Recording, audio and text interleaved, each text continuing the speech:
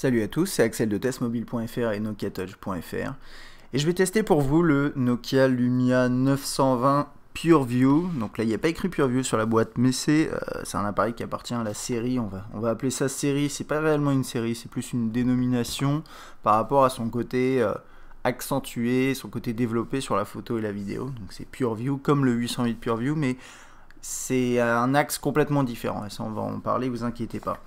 On va commencer par un point rapide sur les specs.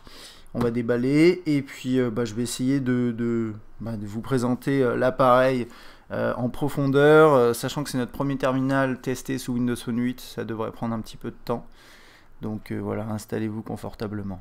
Donc le 920, le Lumia 920, c'est un appareil sous Windows Phone 8, c'est le premier, on va dire le premier terminal de Nokia sous Windows Phone 8, si on compte pas le 820, en fait, ils sont arrivés tous les deux en même temps. C'est un appareil avec un très très grand écran, 4.5 pouces, de résolution 768 par 1280. Alors c'est un appareil qui a un écran qui utilise la technologie CBD, donc comme ce qu'on connaissait déjà avant, donc avec une accentuation des noirs, des blancs plus blancs, j'ai envie de dire, des couleurs plus vives, etc. Une meilleure visibilité en extérieur. Donc ça c'est la première partie. Deuxième chose, il y a une technologie qu'ils ont appelée PureMotion HD+. Donc voilà, c'est un terme. En fait, derrière, tout ce qu'il y a, c'est qu'en plus du CBD, Nokia a mis en place un système qui permet d'avoir une meilleure fluidité à l'utilisation de l'écran, plus de FPS, d'images par seconde quand vous utilisez l'écran, c'est ce genre de choses. À l'utilisation, sincèrement, moi je ne l'ai pas senti, puisque j'ai toujours trouvé que Windows Phone c'était extrêmement fluide, mais bon, c'est quelque chose que vous avez. On a 32 Go de mémoire interne, même si j'ai pas l'impression que les 32 soient disponibles pour l'utilisateur, ce qui me semble normal vu qu'il y a l'OS qui prend une partie. J'ai constaté qu'il y avait au moins 10 Go qui étaient utilisés par quelque chose qu'ils appellent divers, et je sais pas ce que c'est. Donc je sais pas, ça vous verrez sur votre terminal si vous l'achetez.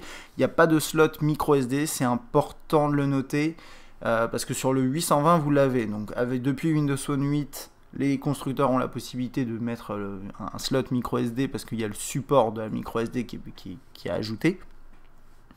Mais Nokia a choisi sur ce terminal là, en raison du design particulier, de ne pas intégrer de slot micro SD, mais vous avez 32 Go et 7 Go gratuits sur SkyDrive. Bon, ça on en parlera tout au long du test. Vous avez 1 Go de RAM. J'en ai pas parlé au début, mais c'est un terminal, c'est pas négligé, hein, mais c'est un terminal qui est compatible donc 3G+, dual carrière H+, jusqu'à 42 mégabits, et qui est compatible LTE, donc 4G, qui n'est pas activé pour l'instant puisqu'il n'y a pas d'offre, mais vous aurez une mise à jour qui permettra de l'activer. D'après moi, c'est quelque chose qui sera dans les paramètres et vous pourrez régler 4G, 3G, ce genre de choses. Donc ça c'est bien, hein, pour voir sur l'avenir, c'est intéressant. On a un capteur Carl Zeiss, donc comme sur voilà, tous les terminaux vraiment haut de gamme Nokia, sur lesquels ils axent beaucoup sur tout ce qui est photo vidéo. Et donc c'est un capteur 8,7 mégapixels avec 8 mégapixels effectifs, c'est-à-dire que quand vous sortez des clichés, il sera en 8 mégapixels. Et ce qui est intéressant avec ce capteur, il y a plusieurs choses. Première chose, c'est pour tout ce qui est photo, vous avez en fait un double flash LED là qu'on voit juste au-dessus. À forte puissance, impulsion courte, enfin bon, en gros c'est un double flash LED qui est plus puissant que la majorité des flash LED. C'est moins puissant d'après moi qu'un flash au xénon comme sur le 820, le 808 pardon, mais ça reste un excellent flash, bien meilleur que ce que vous trouvez sur le marché. Et à côté de ça, on a deux éléments qui sont importants et qui justifient le côté PureView. La première chose, c'est une stabilisation optique de l'image. Donc c'est mécanique, c'est vraiment l'optique qui se déplace légèrement pour stabiliser l'image. Et ça va être utilisé dans deux endroits. Donc en vidéo, je pense que vous en avez entendu parler, ça on passera un peu dessus. Vous avez une stabilisation voilà, quand vous bougez en vidéo, et on a déjà vu des comparatifs et c'est très très intéressant. Et de deux, on a également cette stabilisation qui est utilisée pour permettre de faire des photos en basse luminosité qui soient bien meilleures via plein de différentes technologies. Donc ça utilise la stabilisation pour empêcher que l'image bouge, parce que c'est ça le gros problème, hein, quand vous prenez des photos, il faut une exposition légèrement plus longue, et donc si vous bougez, ça commence à devenir flou. Donc ça c'est la première chose, c'est la stabilisation. Et puis après il y a d'autres éléments, alors on en parlera un peu après, parce que là si on commence maintenant, on n'a pas fini. On a un processeur dual-core 1,5 GHz, 2000 mAh au niveau de la batterie, chargement sans fil qui est intégré là-dedans, et ça c'est par défaut, c'est pas comme sur le 820 où il faut acheter une coque. Je vais pas pouvoir vous montrer ça parce que j'ai pas les accessoires qu'il faut, mais il y a des accessoires qui permettent de charger sans fil. Et il est compatible NFC avec, je pense que vous connaissez tout l'écosystème d'accessoires Nokia. Il y a des enceintes, il y a un bloc qui permet à la fois de charger et à la fois d'écouter de la musique. Enfin, il y a plein de trucs. Mais là-dessus, je ne vais pas pouvoir vous présenter parce que je n'ai pas les accessoires. Côté prix, pour l'instant, il est disponible. Enfin, là, je vous parle, on est en novembre. Il est disponible que chez certains distributeurs. C'est un petit peu particulier. Souvent, avec Nokia, il y a une sorte d'exclus ou avant-première Phone House, c'est le cas. On l'a à 650 € chez The Phone House dans plusieurs couleurs. Il y a blanc, je sais plus, il y a 3 couleurs. Blanc, noir et je crois jaune, etc. Enfin bon, là j'ai la version noire et on va s'attarder là-dessus. En tout cas, vous le voyez ici, hein, vous avez 4 versions potentielles. Et 50 € avec forfait chez Orange et 1 ou 2 MVNO. Donc voilà, ça va se développer petit à petit. Mais pour l'instant, vous avez cette offre-là. Ok. Donc 6 minutes d'introduction, on va essayer d'activer un petit peu plus pour le reste. Donc dans la boîte, vous avez ce petit élément là qui permet tout simplement d'accéder à la SIM ici. C'est un petit tiroir puisqu'on a un design complètement unibody. Donc il y a besoin de petits systèmes comme ça, des notices. Et ensuite après vous avez le bloc de chargeur classique, enfin qui est devenu un classique chez Nokia, qui est rond. Moi je le trouve pas mal, je sais qu'il y a certaines personnes qui le trouvent hideux, donc c'est une question de goût. Un câble ici blanc qui a l'air plutôt long, c'est pas mal, et des écouteurs, c'est du intra-auriculaire. Voilà, je les ai, pour tout vous dire, je les ai pas testés, mais vous, voilà, comme d'habitude, hein, vous les avez par défaut et c'est plutôt sympathique. Maintenant, si vous avez envie d'utiliser vos propres écouteurs, ne vous gênez pas. Ok, 4.5 pouces, c'est grand. Il y a un autre élément qui est à noter, c'est que le 920, c'est un appareil que je vais qualifier, peut-être en exagérant, mais je vais le qualifier de cette façon, il est extrêmement lourd. Extrêmement lourd pour un mobile. Il pèse 185 grammes. 185 grammes, à titre de référence, je sais pas, par exemple, on va commencer à sortir aussi d'autres appareils, hein, c'est un petit peu le but. Mais si je me trompe pas, alors attendez, je me rappelle plus du poids du 800, je vais le sortir en même temps. Mais là par exemple j'ai un S3, il pèse 133 grammes si je me trompe pas. Là j'ai un Lumia 800, 142 grammes, c'était déjà très lourd, enfin entre guillemets très lourd pour un terminal de cette taille. Si vous voulez, 185 grammes, c'est plus comparable à un Note 2 qui pèse, qui a un écran 5.5 pouces. Donc en gros voilà, vous avez un ratio poids. Je vais les garder pour vous montrer un peu, comparer niveau taille, mais vous avez un ratio poids-taille de l'écran qui est juste incroyable pour le 920, avec un appareil qui est vraiment lourd. Quand on le prend en main, c'est la première chose qu'on réalise, c'est que c'est un appareil qui est lourd. Après, moi, pour avoir utilisé pas mal le 800, je sais que voilà, c'est inhérent au design, à ce design-là, celui qu'on avait sur le N9. D'ailleurs, vous l'avez remarqué, hein, c'est quasiment le même. Il ressemble beaucoup au 900. C'est un terminal qui est bien fini, qui est unibody, qui est de qualité, et ça se ressent au niveau du poids. Ça plaira pas à tout le monde. Je sais que moi personnellement ça ne me dérange pas, mais si vous cumulez ça avec le fait qu'il est plutôt grand, d'ailleurs on va faire un petit comparatif de taille. Là par exemple à côté d'un S3, le S3 est un peu plus long, niveau largeur c'est à peu près la même chose, hein, si je me trompe pas. Ouais, le S3 est un tout petit peu plus large. Ça c'est pour lui, le Note 2 bien sûr, hein, c'est pas comparable, mais au niveau du poids c'est quasiment la même chose, sauf que lui est même encore plus lourd. Là on a le 800, enfin voilà, ça au niveau de la taille ça donne ça, et si on cumule le poids plus la taille de l'écran, et le fait que par exemple quand vous l'utilisez, moi j'ai pas trop de problème, parce que j'ai des mains on va dire de taille un petit peu peut-être au-dessus de la moyenne, je sais pas, mais si vous avez des mains de petite taille, entre aller en haut à droite jusqu'au bouton sensible, vous voyez le mouvement est pas très naturel, quoi, c'est un petit peu grand. Donc cumuler ça avec le poids, etc., c'est pas forcément idéal pour tout le monde. Moi ça va, mais voilà, c'est à prendre en compte. Après vous pouvez l'utiliser à deux mains bien sûr, et c'est pas impossible de l'utiliser à une main, loin de là, mais quand même on arrive dans des terminaux vraiment grands. Et certes, c'est agréable niveau taille d'écran, mais derrière, ça induit des petits problèmes, des nouveaux soucis qu'on se pose niveau ergonomie. Voilà.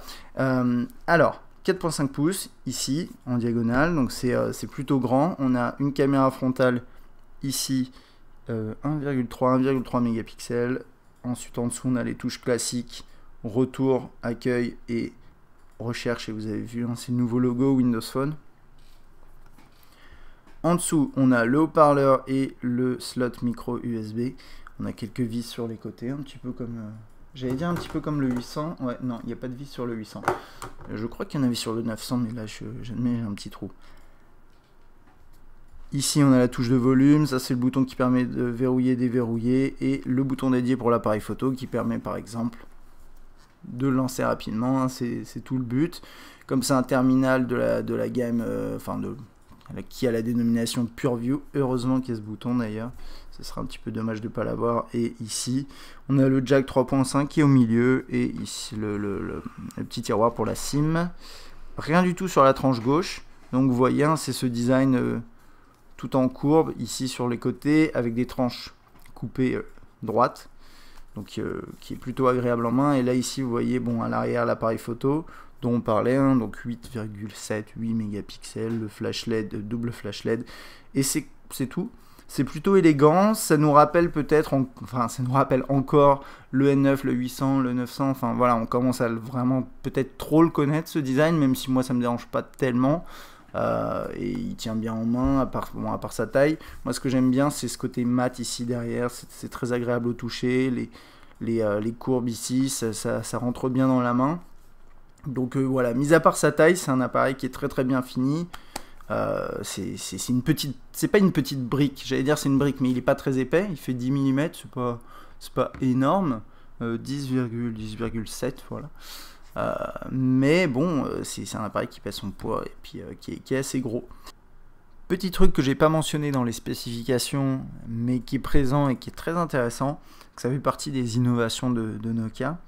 C'est l'écran tactile, donc au-delà voilà, du côté CBD, Pure Motion, il y a le support de quelque chose qui s'appelle le Super Sensitive Touch, qui permet en fait d'utiliser l'écran tactile, par exemple avec des gants. Alors en fait ça va faire que l'écran va être beaucoup plus sensible, et vous pourrez l'utiliser, alors j'ai pas de gants sous la main, mais je peux vous montrer ça avec un morceau de tissu, c'est ça vraiment le but quoi.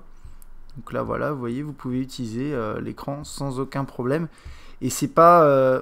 moi je sais qu'avec des systèmes comme ça, on peut aussi utiliser d'autres terminaux comme... normalement, alors j'ai jamais vraiment essayé, mais normalement ça marche. Alors, hop, attendez. À titre de référence par exemple, voilà, là j'ai un Note 2. Et vous voyez, enfin, de temps en temps ça va marcher.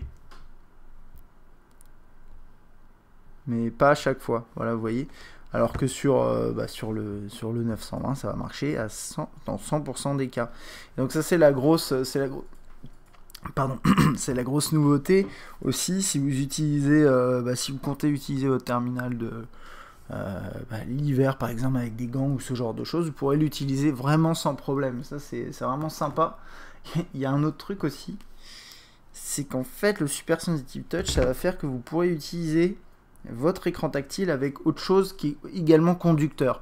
Je ne sais pas exactement comment ça marche et je ne sais pas ce que vous pourrez vraiment en faire, si ça a un usage, une utilité particulière. Mais là par exemple j'ai une fourchette, et ben ça fonctionne, mais ça fonctionne bien, c'est pas ça fonctionne à moitié. Je sais qu'il y a certains écrans tactiles qui vont fonctionner aussi avec des éléments conducteurs, mais ça va dépendre de l'implémentation. Mais là vous voyez, voilà quoi. Donc ça c'est une grosse nouveauté. Alors vous inquiétez pas, l'écran est Gorilla Glass 2.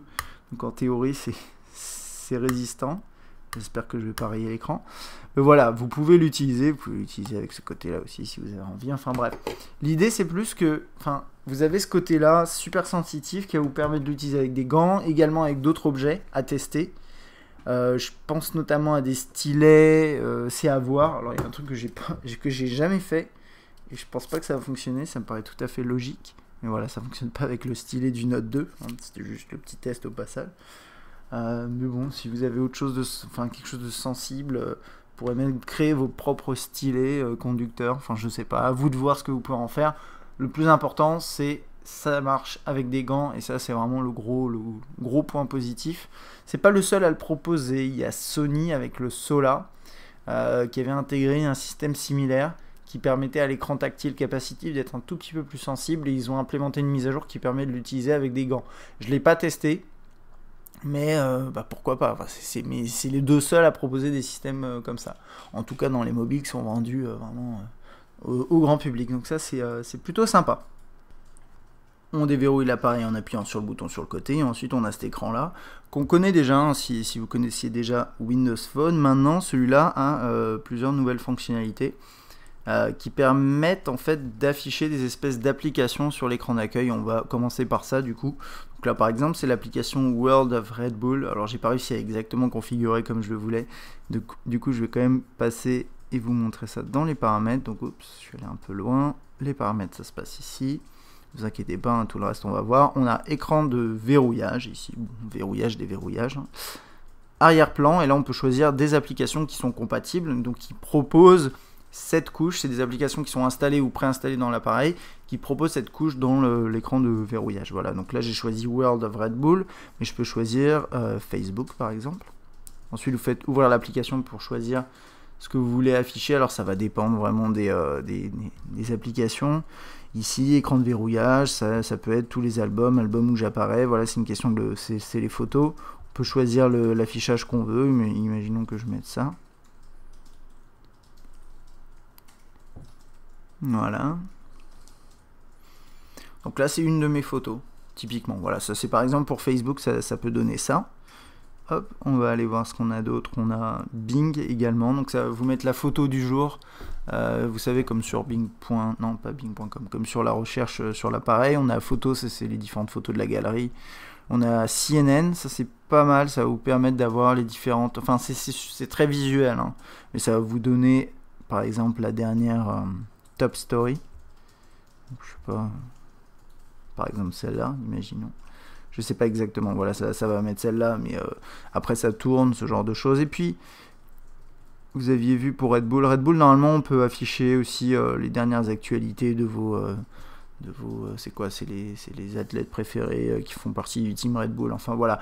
Et je connais pas d'autres applications qui intègrent cette nouvelle fonctionnalité. Il faut pas oublier que Windows Phone 8, c'est récent. Maintenant, je pense qu'il y en a d'autres. C'est des éléments qu'il faut que les développeurs intègrent petit à petit, et normalement à terme vous devriez avoir une bonne liste d'applications compatibles là-dedans et qui vont permettre d'enrichir votre écran de verrouillage avec les contenus qui vous intéressent. Vous avez aussi la possibilité d'afficher l'artiste en cours de lecture sur l'écran d'accueil, ok.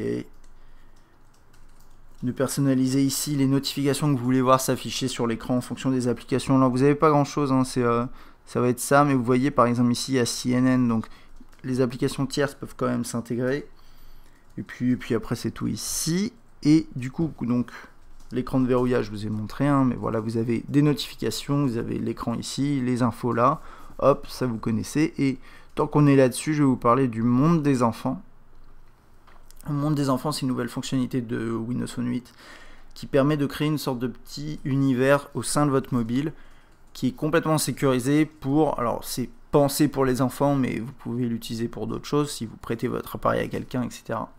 L'idée, c'est plus... je pense que c'est associé à un mot de passe pour le déverrouillage de votre appareil. Donc là, je ne l'ai pas fait, donc ça n'a pas vraiment de sens. En fait, ça va donner ça. Donc là, voilà, vous défilez sur la... Attendez, hop, voilà, vous défilez sur la droite. Donc là, j'ai appelé ça Mega World, mais en fait, je voulais montrer que vous pouvez l'afficher comme vous voulez, enfin l'appeler comme vous voulez. Ensuite, vous défilez là-dessus et vous avez uniquement les applications que vous avez définies comme étant accessibles, quoi. Donc, je vais vous montrer dans les paramètres comment ça se passe. Et vous avez vu là, par exemple, j'ai pas de mot de passe. Donc, typiquement, si vous donnez votre terminal à un enfant, il pourra accéder quand même à vos mails, etc. Donc, le but, c'est vous mettez un mot de passe pour votre univers à vous et vous activez le monde des enfants. Toc. Donc voilà, activer, désactiver. Là, par exemple, vous faites, je sais pas, jeu, et vous choisissez les jeux qui sont accessibles. C'est juste à cocher. Et quand la personne utilise en fait ce jeu, elle n'a pas accès au multitâche, elle n'a pas accès à la recherche, c'est vraiment très bloqué, mais c'est bien fait. Je me demande par contre sur certaines applications, si par exemple vous avez une application qui permet d'accéder justement à des fichiers, si vous la mettez dedans, est-ce que la personne va quand même pouvoir l'utiliser, accéder aux autres fichiers sur votre appareil, enfin voilà. Mais en tout cas, bon, dans l'idée là, vous pouvez mettre un album de musique, donc là par exemple ici, vous choisissez ici les musiques que vous voulez rendre accessibles, enfin ce genre de truc. Et c'est vraiment bien fait, c'est vraiment très très bien fait. Je pense que ça c'est une petite fonctionnalité qui apporte un gros plus pour l'utilisateur, surtout pour les parents a priori. Donc voilà, ça se passe comme ça, quoi. Et donc, je sais pas, à titre d'exemple, si je lance personnaliser, imaginons, voilà, je suis là-dedans et je peux rien faire d'autre qu'utiliser cette application. Et si on appuie là, il se passe rien. Si on appuie là, il se passe rien. Si on appuie là, en fait, ça va juste faire ça. Et donc là, quand je lis un morceau musical, j'ai accès qu'à ce morceau, quoi. Si je fais suivant, voilà. Donc après, c'est à vous de déterminer ce qui est accessible sur cet écran. Ok. Donc ça, c'était pour le monde des enfants. Et ensuite, quand vous arrivez sur l'écran d'accueil, bah vous avez ce nouvel écran d'accueil, alors qu'il y a une petite évolution de celui qu'il y avait déjà, avec les live tiles, les tuiles, avec ici maintenant 3 modes pour vos tuiles. Donc vous avez un premier mode, c'est on va dire ce mode-là, le mode icône, qui affiche l'icône plus sur certaines applications, un petit 1, un petit numéro qui va vous indiquer ce qui se passe dessus. Donc typiquement là pour les messages, vous auriez un 1 s'il y avait un message, enfin ouais, un message que j'avais reçu et qui est non lu. Ensuite après il y a ce format là qui est un peu plus gros et qui dans certains cas va vous afficher des informations. Donc je sais pas, par exemple là c'est la tuile contact. Je sais pas, ici celle-là, c'est une tuile dédiée à un de mes contacts également. Et ensuite vous avez le grand format, c'est vraiment la grosse nouveauté, c'est ces formats-là. Enfin, quand je dis c'est la grosse nouveauté, vous aviez aussi les petites, c'est nouveau également. Normalement c'est juste comme ça si je me trompe pas d'ailleurs. En fait non, à la base pardon, vous aviez ce mode là et les grandes, mais uniquement pour certaines applications, etc. Là vous avez en fait 3 types.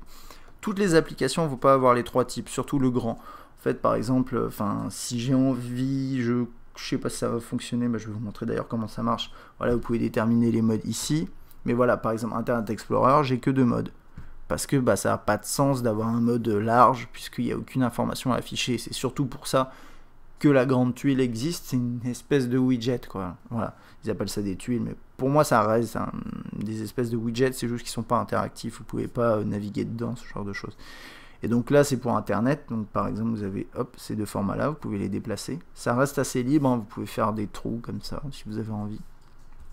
Voilà. Et là par exemple pour les photos, vous avez 3 formats, donc un format icône qui est vraiment basique, hein, c'est une icône tout simplement. Ce format là c'est le grand, et puis en intermédiaire vous avez celui-là qui dans certains cas voilà, par exemple ici vous affichez vos photos en cours, enfin vos photos du moment, ce genre de choses, et les informations qui seront affichées vont dépendre de l'application. Donc par exemple Twitter, je suis un peu surpris de pas avoir, j'ai un grand format mais j'ai pas d'informations qui s'affichent, peut-être que c'est moi qui ai mal configuré le compte, je sais pas. Mais en tout cas, normalement, je pense que, typiquement, c'est ce genre d'usage qui est rendu possible. Là, par exemple, j'ai un salon, je vais en parler juste après, et là, j'ai les personnes qui sont dans le salon qui vont s'afficher. Là, c'est la tuile Red Bull où j'ai choisi exactement le contenu que je voulais, et elle va afficher du coup les dernières actualités. Enfin, c'est ce genre de truc. Et l'idée, c'est ça, c'est d'avoir 3 modes. Vous pouvez organiser votre écran d'accueil comme vous voulez, avec autant de tuiles que vous voulez. Je pense qu'il y a une limite, mais voilà, là j'en ai mis pas mal et ça me donne toutes les informations qui m'intéressent, voilà, pour une journée on va dire classique. Et ensuite après vous avez le menu principal qui d'après moi n'a pas changé à partir d'un certain nombre d'applications, j'ai pas compté combien, mais vous avez ces systèmes de lettres qui va apparaître, ce système de lettres va apparaître. Par défaut vous l'avez pas, et là il va s'afficher, vous permettre de trier un peu mieux, voilà, vos applications. Et vous pouvez également faire une recherche, mais ça, sauf erreur de ma part, c'était déjà intégré dans la première version. Bien sûr, si vous êtes, je sais pas, ici, vous faites hop, alors là on peut toujours épinglé à l'écran d'accueil, on a maintenant ajouté au monde des enfants. Donc là par exemple la caméra, je peux la mettre là. Et voilà, ici pour la caméra par exemple, l'appareil photo, ça n'a pas de sens d'avoir une grande tuile, donc on a que les deux modes. Donc là voilà, je pense avoir fait à peu près le tour là-dessus. On a bien sûr aussi toujours voilà, cet élément là qui s'affiche quand vous appuyez en haut, qui va vous afficher les def, toutes ces petites informations là qui sont pas affichées par défaut à part l'heure.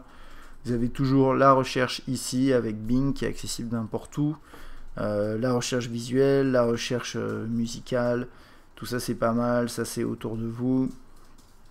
Vous avez le multitâche ici qui fonctionne pas mal, et là maintenant en fait quand vous appuyez une fois sur retour, ça va vraiment aller assez rapidement vers l'application précédente, enfin c'est assez bien fait. Donc là par exemple toc, voilà, je peux basculer très rapidement de l'une à l'autre. Si j'appuie là, on a le système, je crois que ça s'appelle Tell Me, mais juste avant c'était écrit, là c'est plus mentionné, je crois, si, non. Et donc ça permet tout simplement d'avoir quelques options comme par exemple envoyer un SMS, faire une recherche, appeler telle personne, ce genre de choses. Et il y a certaines applications qui peuvent intégrer ce système là. Donc là par exemple j'ai l'application Red Bull. C'est un peu bizarre je trouve, c'est quand vous êtes dans l'application Red Bull, vous pouvez utiliser la saisie vocale pour dire je veux voir des vidéos tout court par exemple ou autre chose, et enfin c'est bien mais en soi ça sert à rien là pour le coup. Maintenant ce qui est intéressant c'est que vous allez pouvoir cette fonctionnalité là peut être intégrée dans, je pense, n'importe quelle application si le développeur souhaite le faire, et donc c'est assez sympa, c'est bien fait quoi. On va commencer par tout ce qui tourne autour des appels. Donc vous avez l'historique de vos différents appels, les appels manqués qui s'affichent ici. Vous pouvez également composer un numéro. Vous n'avez pas de proposition qui s'affiche quand vous tapez, toujours pas. Je trouve c'est un petit peu dommage, mais c'est bon, voilà, ce serait bien. Niveau qualité du son, je n'ai pas grand chose à reprocher à l'appareil, c'est plutôt bon. C'est même très bien. Il y a un truc à noter également, c'est moi j'avais peur avec le côté mat ici, quand vous le touchez en fait ça fait un petit bruit, et en fait quand vous appelez quelqu'un ça s'entend pas, donc il n'y a pas de problème. C'est à peu près tout ce qu'il y a à dire là-dessus, hein. Ça fonctionne bien, vous avez l'accès au répondeur ici, les contacts et la recherche là dans l'historique. Voilà, c'est à peu près tout. Hop. Au niveau des contacts, on va passer directement là-dessus du coup. Vous avez ce fameux hub, le People Hub en anglais. Enfin là ici c'est le hub contact. Donc avec vos contacts, donc il y a vous en haut et ensuite vos différents contacts triés par lettre avec toujours cette possibilité de naviguer parmi vos contacts rapidement. La recherche qui est intégrée bien évidemment. Ça marche bien. C'est ce fameux hub qu'on connaît bien. On va passer là-dedans. On a quoi de neuf avec ce qui se passe sur les réseaux sociaux. Voilà. Ça c'est en fonction de ce que vous avez configuré. Vos contacts récents. Ensuite, voilà, et il y a ça. C'est ce qui s'appelle, alors il y a les groupes ici, et puis il y a cette nouvelle fonctionnalité dans Windows Phone 8 qui s'appelle les salons. Alors les salons, pour tout vous dire, j'ai pas pu vraiment bien le tester parce que j'ai pas de contact qui tourne sous Windows Phone 8 puisque c'est encore très récent. Mais ça va vous permettre d'utiliser, de créer un... En fait, ça s'appelle un salon, mais c'est exactement ça, quoi. C'est une sorte d'espace privé qui est pour vous et les contacts que vous sélectionnez, que vous invitez. Alors, j'ai parlé de Windows Phone 8 parce que c'est extrêmement bien intégré avec Windows Phone 8. Là, vous avez un module de conversation, vous envoyez un message et ça va envoyer ce message à tout le monde. Ceux qui sont sous Windows Phone 8 vont avoir la possibilité de voir la conversation dans leur hub, enfin dans leur bloc salon. Également partage de calendrier, partage de photos, partage de notes, donc là par exemple une liste de courses, là on voit les membres du salon. Vous pouvez également inviter des personnes qui sont dans sous d'autres plateformes. Ce qui va se passer c'est qu'ils n'auront bien sûr pas cette intégration, mais ils pourront avoir accès à certaines infos, notamment la synchronisation du calendrier, ce genre de choses. Il me semble également que quand vous envoyez un message ici, ça leur envoie un texto, ça je suis pas sûr, j'ai pas eu l'occasion de le tester. Donc, Salon, c'est une fonctionnalité qui est intéressante, mais surtout, a priori, si vous avez vraiment des amis qui tournent sous Windows Phone 8, afin d'avoir cette intégration qui est vraiment bien faite, c'est déjà pas mal, hein, c'est déjà pas mal. Et puis sinon, vous avez également les groupes qui permettent d'envoyer des informations rapidement à un certain nombre de personnes et vous déterminez des groupes en fonction de vos contacts. Enfin, c'est pas mal. Donc tout ce hub contact est bien fait et ça a toujours été vraiment une des forces de Windows Phone. Quand vous rentrez dans une fiche, vous accédez au profil de la personne avec son numéro de téléphone, pareil toujours, hein, les emails, la société, écrire sur le mur, Facebook, etc. Vous avez les différents comptes qui sont liés également ici. Vous défilez sur le côté, vous avez toutes ces mises à jour sur les réseaux sociaux. Donc là, on a surtout Facebook en fait. Ouais, on a Facebook. Mais on a également les messages. Ouais, non, les messages Facebook. Et je regardais si j'avais autre chose. Vu que là, pour le coup, moi, j'ai ce contact est juste synchronisé avec Facebook. C'est normal qu'il y ait que ça. Vous avez les photos également. Et ça, c'est vachement bien intégré. Hein. Vous pouvez laisser un commentaire directement là-dedans. Mais ça, c'est quelque chose qu'on avait déjà avant. Hein, donc, je ne vais pas trop m'attarder là-dessus. Et l'historique de vos interactions avec cette personne. Donc, si par exemple, vous appelez cette personne, ça s'affichera là-dedans, etc., etc. Je pense avoir fait le tour ici. C'est toujours très complet. C'est une intégration qui est toujours aussi innovante, qui fonctionne bien, avec ce défilement latéral qu'on retrouve partout et qui est très très agréable à utiliser. Dans tout ce qui est messagerie, donc vous avez accès à vos différentes conversations. Donc là par exemple, ça c'est une conversation par SMS, donc avec un système de bulles, et bien sûr tout est organisé par contact, hein. C'est assez classique, mais c'est bien fait. Vous avez également la possibilité de savoir qui est en ligne. Alors là, c'est avec MSN Messenger. Et j'ai cherché. On a pas mal parlé de Skype avec Windows Phone 8 et d'une intégration profonde de Skype dans l'OS. Et faut savoir que Skype va petit à petit remplacer MSN Messenger. Et en fait, ça va remplacer. C'est juste qu'ils vont fusionner. Vous aurez la possibilité d'accéder à l'un et l'autre. Et donc quand vous irez dans en ligne ici, vous aurez tous vos contacts, qu'ils soient sur Skype ou MSN, et petit à petit ça devrait être un peu plus cohérent. Là dans l'état, j'ai pas trouvé d'intégration avec Skype, l'application Skype est pas disponible, donc peut-être que ça va se déployer petit à petit. Là-dessus je suis pas sûr. Par contre, là par exemple, on a un contact sur MSN, et je peux discuter avec la personne, et ça marche très bien. Et c'est intégré dans l'appareil, hein, c'est transparent. Voilà. Et donc on le voit également dans les conversations ici. Là-dessus, c'est assez bien fait, il n'y a pas de souci. Là, vous avez aussi la sélection multiple pour supprimer des discussions en cours. Vous pouvez connaître l'état de vos contacts, ou trier les discussions en fonction, trier les contacts en fonction de ça. Dans les paramètres, vous avez quelques petites options ici, notamment pour utiliser ou non Facebook Chat, ce genre de choses. Donc ça, à mon avis, ça peut être également intégré là-dedans. C'est juste que avec mon compte là ici, j'ai pas de compte Facebook avec des gens, des vraies personnes connectées en fait, c'est un peu particulier. Hop, voilà. Donc là, vous avez vu converser sur Facebook parce que j'ai choisi, hop, la personne Facebook, voilà ici. Par contre, je peux sélectionner le message et ça va dire taper un message. Donc c'est cette intégration sociale qui est vraiment bien faite, et ce que j'aime encore bien avec Windows Phone, c'est que c'est transparent pour l'utilisateur. C'est mentionné à certains endroits, donc là par exemple on savait que c'était via Facebook et là c'est via SMS ou MMS, mais c'est complètement transparent dans l'interface. Vous avez juste à sélectionner les options et tout se fait très naturellement. C'est pas comme sous les autres OS où il y a encore, de moins en moins, mais il y a encore ce côté où on passe par des applications tierces pour accéder à telle ou telle option. Là c'est vraiment intégré, c'est plutôt sympa. Côté saisie texte, on a toujours ce clavier qui est bien fait, qui a subi des évolutions depuis les premières versions de Windows Phone, et qui, je pense, a atteint un niveau qui est vraiment plus que bon.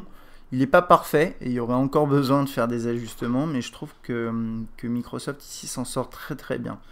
Notamment parce que aussi vous avez la saisie vocale. Alors la saisie vocale, elle marche moyennement.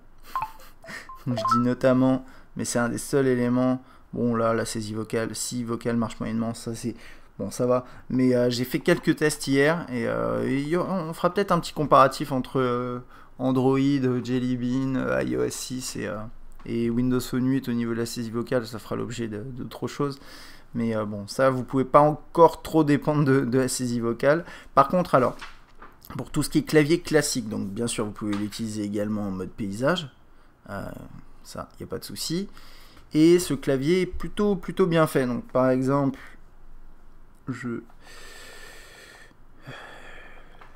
voilà, typiquement des trucs comme ça. L apostrophe, j'ai pas besoin de le mettre, il va le déterminer tout seul. Si je commence à taper, donc il va me proposer cinéma. Si je tape cinéna, il va m'afficher cinéna, mais il va me proposer cinéma. Par contre, si je fais espace, il va m'afficher ça. Je peux appuyer dessus et le changer, ce genre de choses.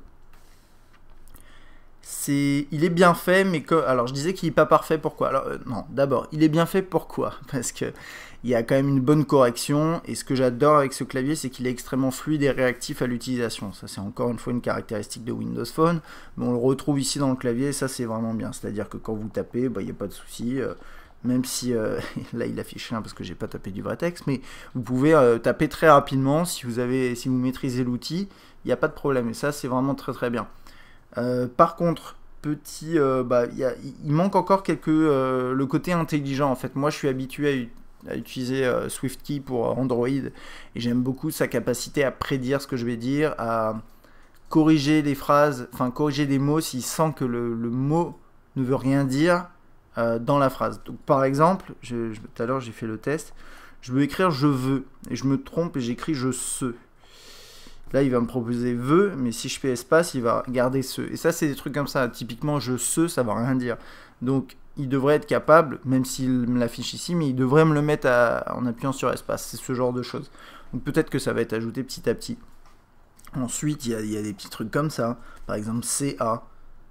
CA en soi, ça veut rien dire. Si je fais espace, il devrait me le remplacer par la CDI. C'est ce genre de truc. Donc, vous allez souvent aller appuyer dans la barre en haut, mais c'est quand même déjà pas mal. Donc on approche de quelque chose qui est vraiment très performant, pardon, et qui dans l'état est d'ailleurs franchement très bien. Il est comparable à, je sais pas, au clavier iOS, ce genre de choses, quoi, avec vraiment ce côté très réactif. Et puis là sur le 920, bien sûr, avec la taille de l'écran en mode portrait, vous êtes tranquille pour taper, et ça c'est vraiment que du bonheur. Du coup, on est passé par tout ce qui est messagerie, saisie texte, on va passer dans les emails. Alors, pour les emails, tout se configure dans les paramètres. Donc, hop, email compte. Donc là, par exemple, voilà, vous faites ajouter un compte. Là, j'ai un compte Google ici et j'ai un compte Microsoft. Du coup, j'ai 2 emails configurés. Et vous pouvez mettre des live tiles sur l'écran, il n'y a pas de souci. Donc là, par exemple, c'est ma boîte de réception pour Hotmail. Alors, il se passe rien du tout sur ce compte, donc c'est pas passionnant. Avec, voilà, le défilement sur les côtés, ce genre de choses. Possibilité de sélectionner plusieurs emails, ce genre de choses-là. Et ensuite, ici, par exemple, ça c'est mon compte Gmail. Donc, vous avez vu, je les ai présentés différemment. Là, j'ai mis juste une icône et là, j'ai mis ça. Il y avait un à côté avant que j'ouvre. Et là, j'ai mes mails Gmail présentés de la même façon. Ce qui est pas mal, c'est que vous avez aussi accès au dossier. Voilà, donc ça peut être, c'est les labels, ce genre de choses dans Gmail. C'est assez bien fait. Il y a un truc qui est à noter. Alors, peut-être, ça à mon avis, ça peut changer si vous changez le thème. Je vous ai pas montré les thèmes, mais vous pouvez changer bien sûr les thèmes, la couleur des live tiles, etc. Et si vous êtes sur fond noir ou fond blanc. Et je me souviens que dans Windows Phone, les précédentes versions, vous aviez les emails qui étaient sur fond blanc. Et là, vous les avez sur fond noir parce que le thème que j'ai choisi est noir et c'est un peu plus cohérent. Je sais pas ça si c'est une modification d'avant ou bon, ça, je suis pas sûr, mais en tout cas, là-dedans, vous avez ça et c'est tout à fait logique. Voilà, et puis au niveau des emails, c'est pas mal. Là, vous passez en blanc, donc je sais pas trop pourquoi. Enfin bon. Et donc là par exemple, toc. Voilà, là je peux faire mon truc. Je peux mettre des pièces jointes, ce genre de choses. Là on a pour déterminer la priorité et afficher les CC et CCI. Et puis c'est à peu près tout ici. Il n'y a pas grand chose à supprimer. Toc.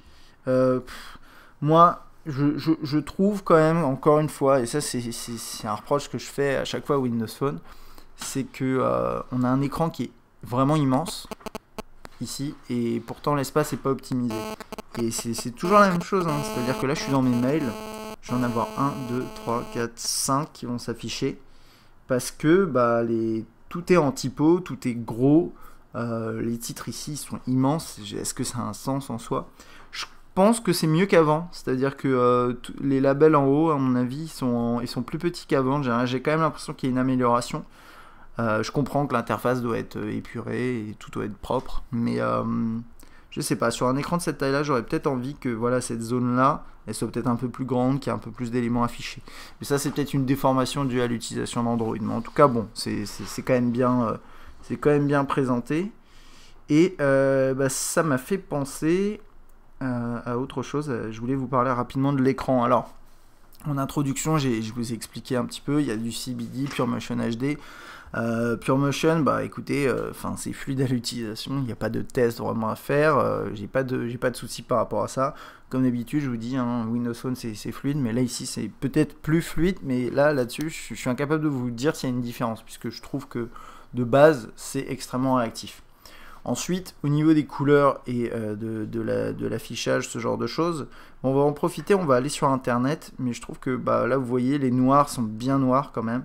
Moi, je mets l'appareil de face, là, voilà, je vois, c'est noir profond, il y a peut-être un côté un tout petit peu grisé, que vous voyez peut-être, voilà, sur cette zone noire. On va aller sur Internet et on va voir ce que ça donne au niveau de la lecture de tout ce qui est typo.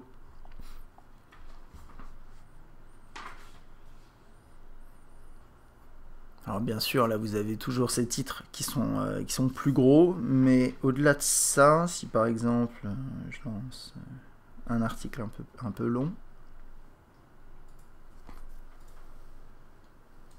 au niveau du navigateur web, c'est la nouvelle version, la toute dernière version d'Internet Explorer. Il me semble que c'est la 10. Je sais plus où ça va être. Bon, c'est pas grave. Bon, en tout cas, voilà, c'est la dernière version d'Internet Explorer. Et au niveau, voilà, pour finir sur l'écran, on a quelque chose qui est quand même pas mal parce que quand vous regardez vraiment bien au niveau de la définition, c'est propre. C'est-à-dire que vous n'avez pas forcément besoin de zoomer pour lire les petits textes. De base, le texte n'est pas affiché aussi petit qu'il est censé s'afficher sur un ordinateur. Et ça, c'est peut-être un petit piège aussi là-dessus. Mais je trouve que ça marche bien. Et normalement, il me semble qu'on peut changer la taille de la typo.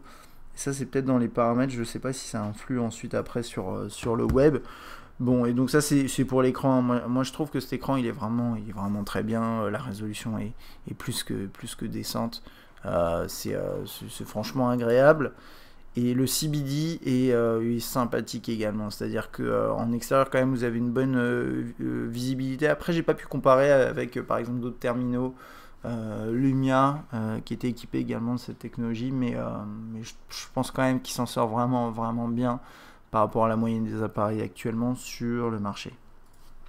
Au niveau du web, ça a toujours été très fluide sous Windows Phone, et là ici bien sûr avec les specs de l'appareil plus les récentes optimisations, il n'y a strictement aucun souci. Voilà, double tap, ça va vous afficher le bloc dans la largeur de l'écran. Vous pouvez zoomer, dézoomer sans souci. Je sais pas, il n'y a pas grand chose à dire. Hop, double tap. On va sélectionner un mot, voilà. Hop. Désolé, je l'ai perdu. Voilà. Donc on peut faire du copier-coller. On va aller copier le texte et ensuite le coller ailleurs. Vous appuyez ici, vous avez ça qui s'affiche avec la possibilité de coller le texte que vous avez copié, refresh. Ensuite ici, vous avez la gestion des onglets, donc avec plusieurs onglets qui s'affichent ici. Ça paraît étrange comme recherche, mais c'était pour... Ça c'est un autre truc que je voulais aborder, c'est le moteur de recherche en fait. Par exemple, j'avais recherché ce site-là, et avec Bing, en fait, il a pas du tout compris que c'était ce site que je voulais rechercher. Alors, je sais que le nom là est un peu particulier, et on va pas en parler, ça irait pas. Mais je trouve que Bing, qui est proposé par défaut, j'ai jamais trouvé que c'était un moteur de recherche super pertinent. Et je reste sur cet avis-là. Mais après, vous pourrez toujours utiliser Google, il n'y a pas de souci, ou n'importe quel autre moteur.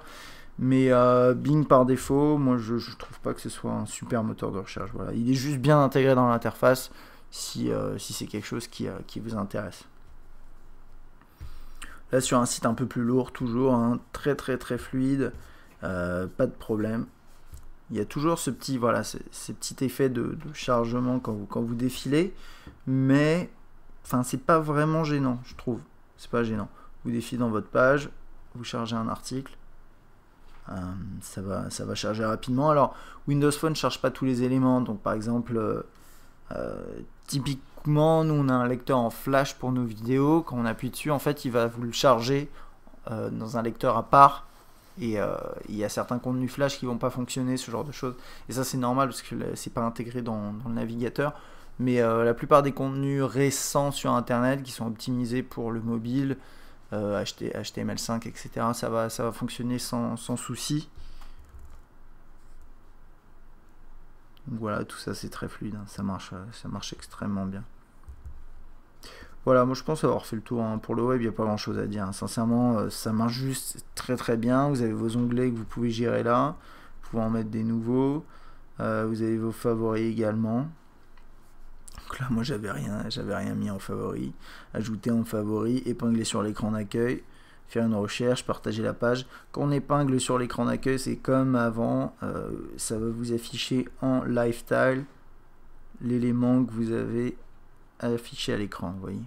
Donc si par exemple vous êtes sur un site, vous pouvez zoomer et afficher ça. Il me semble qu'il y a aussi la possibilité pour l'éditeur du site internet de déterminer un visuel, il me semble, hein. Ou bien ça c'est peut-être juste pour iOS, je sais plus, mais c'est peut-être quelque chose qui devrait intégrer, parce que c'est assez moche. Disons si par exemple je mets ce site là, attendez, il n'a pas fini de charger, on va attendre, voilà.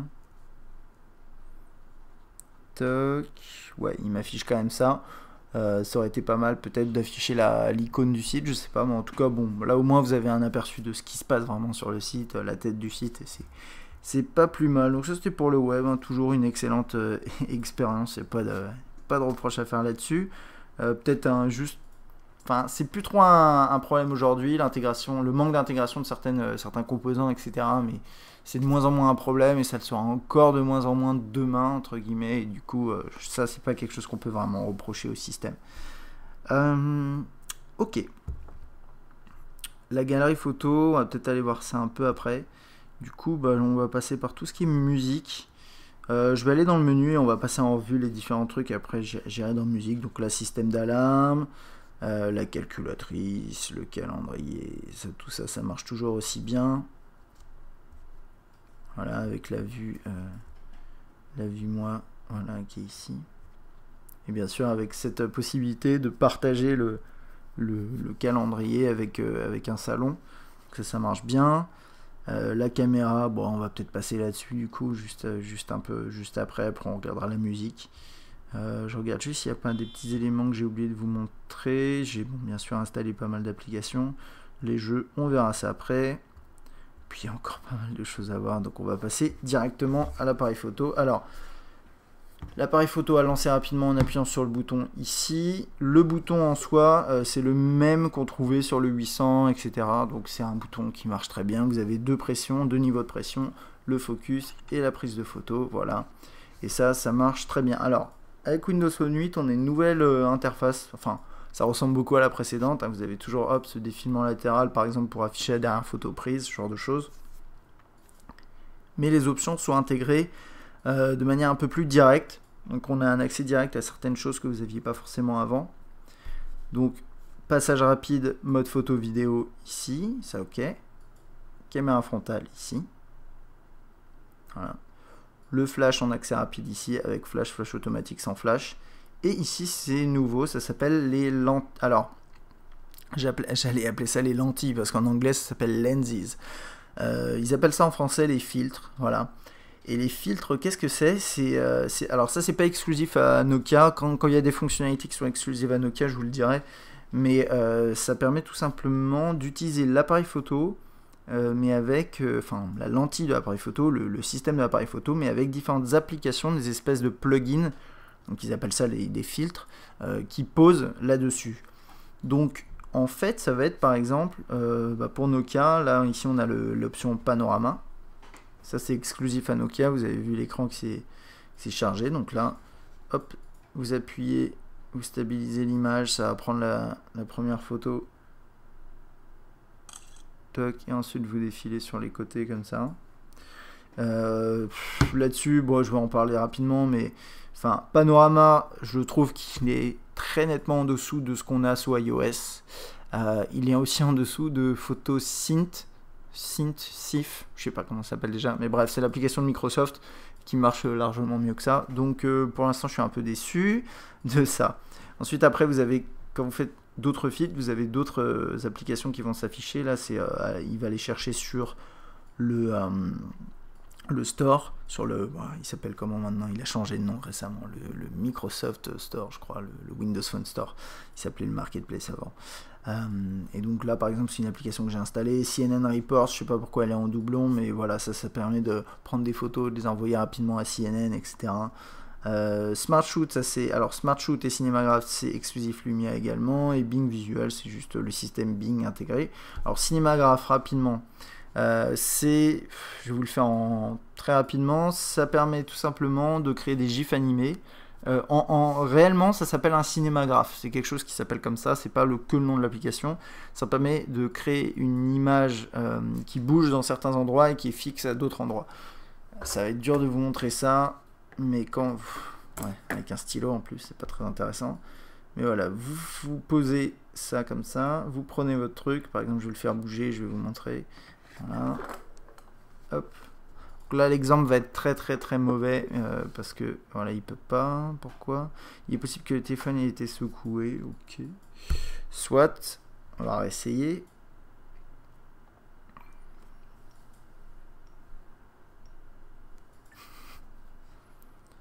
Ce serait bien que ça fonctionne quand même, je voudrais vous montrer ça.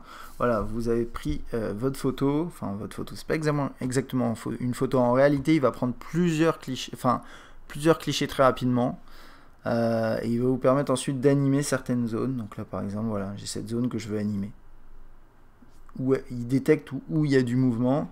Ensuite après vous faites OK, vous pouvez sélectionner les zones qui vont bouger, qui vont pas bouger, ce genre de trucs. Alors là dans mon exemple c'est très mauvais. Et je vous mettrai, des exemples sur le test écrit. En fait, ce que ça va vous sortir, c'est des gifs animés dont vous pouvez déterminer la boucle, d'ailleurs ici. Voilà, ça c'est pas mal.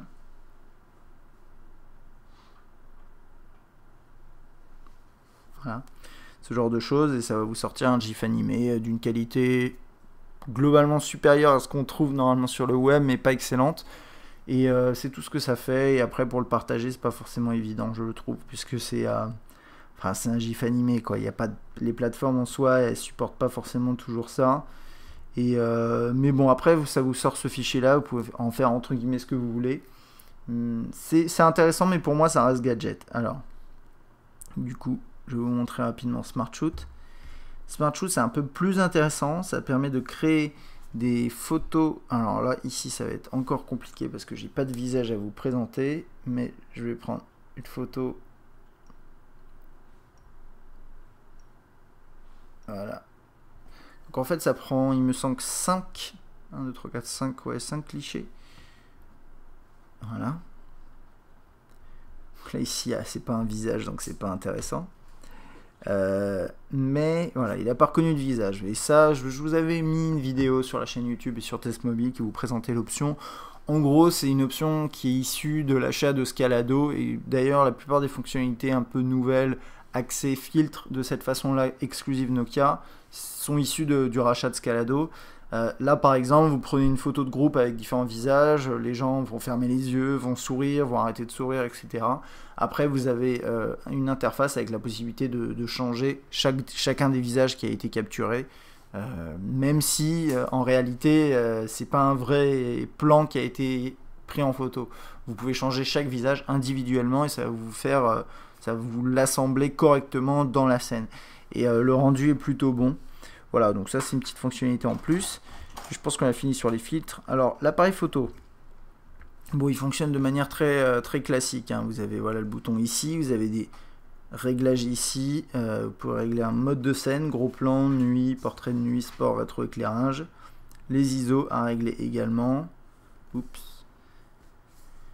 La valeur d'exposition, l'équilibre des blancs, le rapport d'image, donc ça c'est 4 16:9, ça va vous changer un tout petit peu le format de la... Voilà, enfin un tout petit peu, c'est surtout ça, vous changer la taille de l'image. mais juste le ratio. Et là, ils appellent ça la fonction d'assistance à la mise au point. C'est ce qui va utiliser le flash pour aider la mise au point. J'ai désactivé parce que je trouvais ça gênant, mais ça reste pratique quand même. Bon, là-dessus, je vais aller assez vite. En gros, la qualité est bonne de sortie. Vous verrez les échantillons sur Test Mobile. Il est très réactif, il n'y a pas de souci. Que dire de plus sur la capture? Je voulais juste tester un truc. Sur la capture de nuit, c'est à la fois un point extrêmement positif et un point qui peut être décevant pour certaines personnes. En gros, vous avez ce système qui va vous permettre, je vais vous montrer en parallèle dans les images, qui va vous permettre, comme je vous disais au début de la vidéo, d'avoir des photos beaucoup plus claires, beaucoup plus lumineuses, en conditions de lumière vraiment mauvaises. Et c'est clairement optimisé pour ça. C'est-à-dire que si vous prenez une photo de jour, il ne va pas y avoir d'impact, et moins il y a de lumière, et plus ce système va être utile. Alors, quand il fait vraiment très sombre, où on voit quasiment rien, ça va amplifier ce que vous voyez. Ça va pas être excellent, et ça c'est normal, hein. Autant mettre le flash, ce genre de choses. Par contre, sur une photo comme ça, là on dirait pas, mais il y a il y a très peu d'éclairage dehors. Les bâtiments sont pas du tout éclairés de cette façon-là, et ça va nous sortir une image de comme ça. Ça donne l'impression, je suis d'accord, que y a un gros projecteur qui a été envoyé comme ça sur la scène, mais non. Ça, c'est vraiment une optimisation logicielle plus hardware, c'est un mix des deux, on va pas rentrer dans les détails techniques. Du 920 de Nokia là-dessus, et c'est très impressionnant. Après, quand vous commencez à zoomer dans l'image, bien sûr, c'est pas très propre, c'est un peu crado, mais si vous voulez partager une photo qui a été prise de nuit et vous voulez voir quelque chose, ça va vous impressionner, vraiment. Et le résultat est très impressionnant, encore une fois. Maintenant, je pense pas que ce soit le reproche que je vais faire à ce système-là va pas passer au-dessus des apports du système, mais malgré tout, moi, il y a deux éléments. Première chose, c'est pas naturel du tout, c'est-à-dire que c'est pas ce que je vois.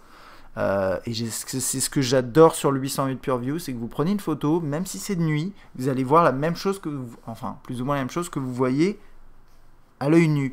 Et au final, la question que je peux vous poser, qu'on peut se poser, c'est qu'est-ce qui est intéressant quand on prend une photo? Est-ce qu'on veut qu'on veut mieux voir que la réalité, ou est-ce qu'on veut voir la réalité?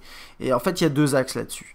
Les personnes qui utilisent leur mobile pour prendre des photos un petit peu artistiques, un peu sympas, pas forcément pour les partager avec ses amis pour des souvenirs, vont peut-être être déçus de ce rendu-là.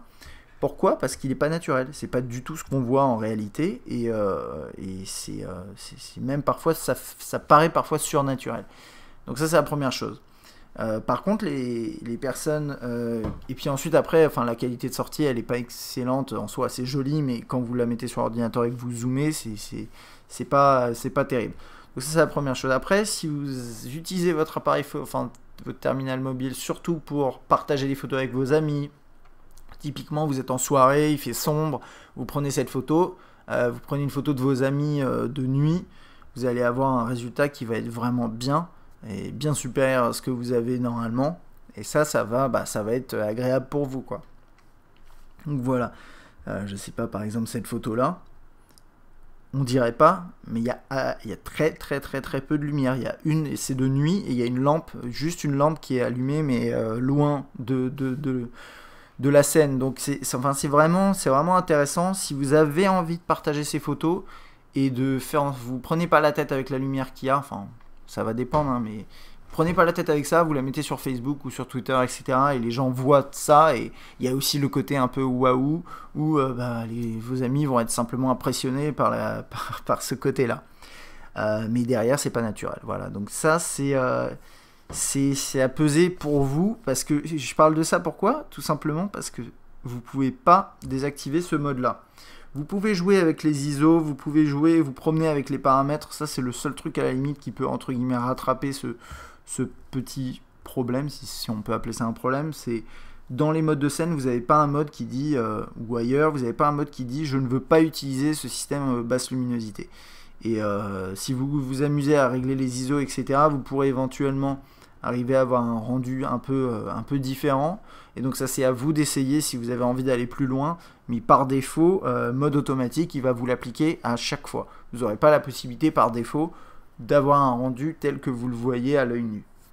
Donc voilà, ça c'était pour mon petit sujet sur tout ce qui est basse luminosité, et puis bien sûr je mettrai des échantillons sur test mobile. Ensuite, désolé pour le focus de la caméra, voilà. Vous avez le mode vidéo. Alors le mode vidéo, c'est pas mal, mais vous n'avez pas le zoom ici de cette façon-là. D'ailleurs, je vous ai pas parlé de ça en photo, mais c'est exactement la même chose. Vous pouvez zoomer en fait de cette façon-là, un peu comme sous iOS. Je trouve pas ça pratique, hein. Je vois pas à quoi ça sert en fait de pouvoir gérer le volume de la musique pendant que vous prenez les photos. Ça a absolument pas de sens, mais bon. C'est comme ça, et donc là pour la vidéo c'est la même chose, hein. Vous pouvez pas zoomer, là par contre vous pouvez pas zoomer, alors non, si vous pouvez, pardon, vous pouvez zoomer avant, mais quand vous filmez, voilà, c'est ce que je voulais vérifier, vous pouvez plus du tout zoomer. Ça c'est bizarre, je trouve, c'est des petites fonctionnalités comme ça qui, je trouve ça un peu décevant. C'est vrai, quand on zoome, enfin quand on filme, on a peut-être envie de zoomer en parallèle. La capture se fait soit en appuyant sur l'écran, soit en appuyant ici. Vous avez un autofocus continu qui marche bien. Je vous mettrai des échantillons. De nuit, la qualité est un peu meilleure. C'était pas, enfin, je vous mettrai encore une fois ici des exemples, mais c'est pas exceptionnel, c'est pas similaire, c'est pas comparable à ce qu'on trouve dans la photo, parce que quand vous prenez la photo, il y a tout un traitement qui se fait et qui prend peut-être une petite seconde, et voilà, qui va faire en sorte que vous ayez ce rendu. En vidéo, c'est en temps réel, donc c'est compliqué. Moyennant quoi, je trouve que quand même le rendu est un peu meilleur que sur d'autres terminaux. Voilà. Donc là, ici, vous pouvez vous filmer. Vous pouvez également activer une lampe d'appoint. Bon, c'est le flash LED. Et vous avez un accès au filtre ici, mais ça, c'est juste pour la photo. Il n'y a pas de filtre en vidéo. Là-dedans, vous avez l'équilibre des blancs, la mise au point continue et le mode de vidéo, donc 720p ou 1080p. Et bien sûr, vous avez la stabilisation optique. Alors, la stabilisation optique, ça va être compliqué de vous montrer ça là, comme ça. Je sais pas. Donc là par exemple, je sais pas si vous allez le voir, mais là par exemple je tremble. Quand je commence à appuyer sur le bouton là j'appuie, hein. En fait il va se mettre en place pendant que vous commencez à appuyer, sinon après je peux le mettre en marche aussi, hein. Mais là je tremble un peu. En théorie, voilà, ça se voit pas franchement comme ça, mais il y a eu des exemples qui ont été postés de cette façon-là et on le voyait vraiment plus, mais là on le voit pas trop. Sincèrement, ça marche bien.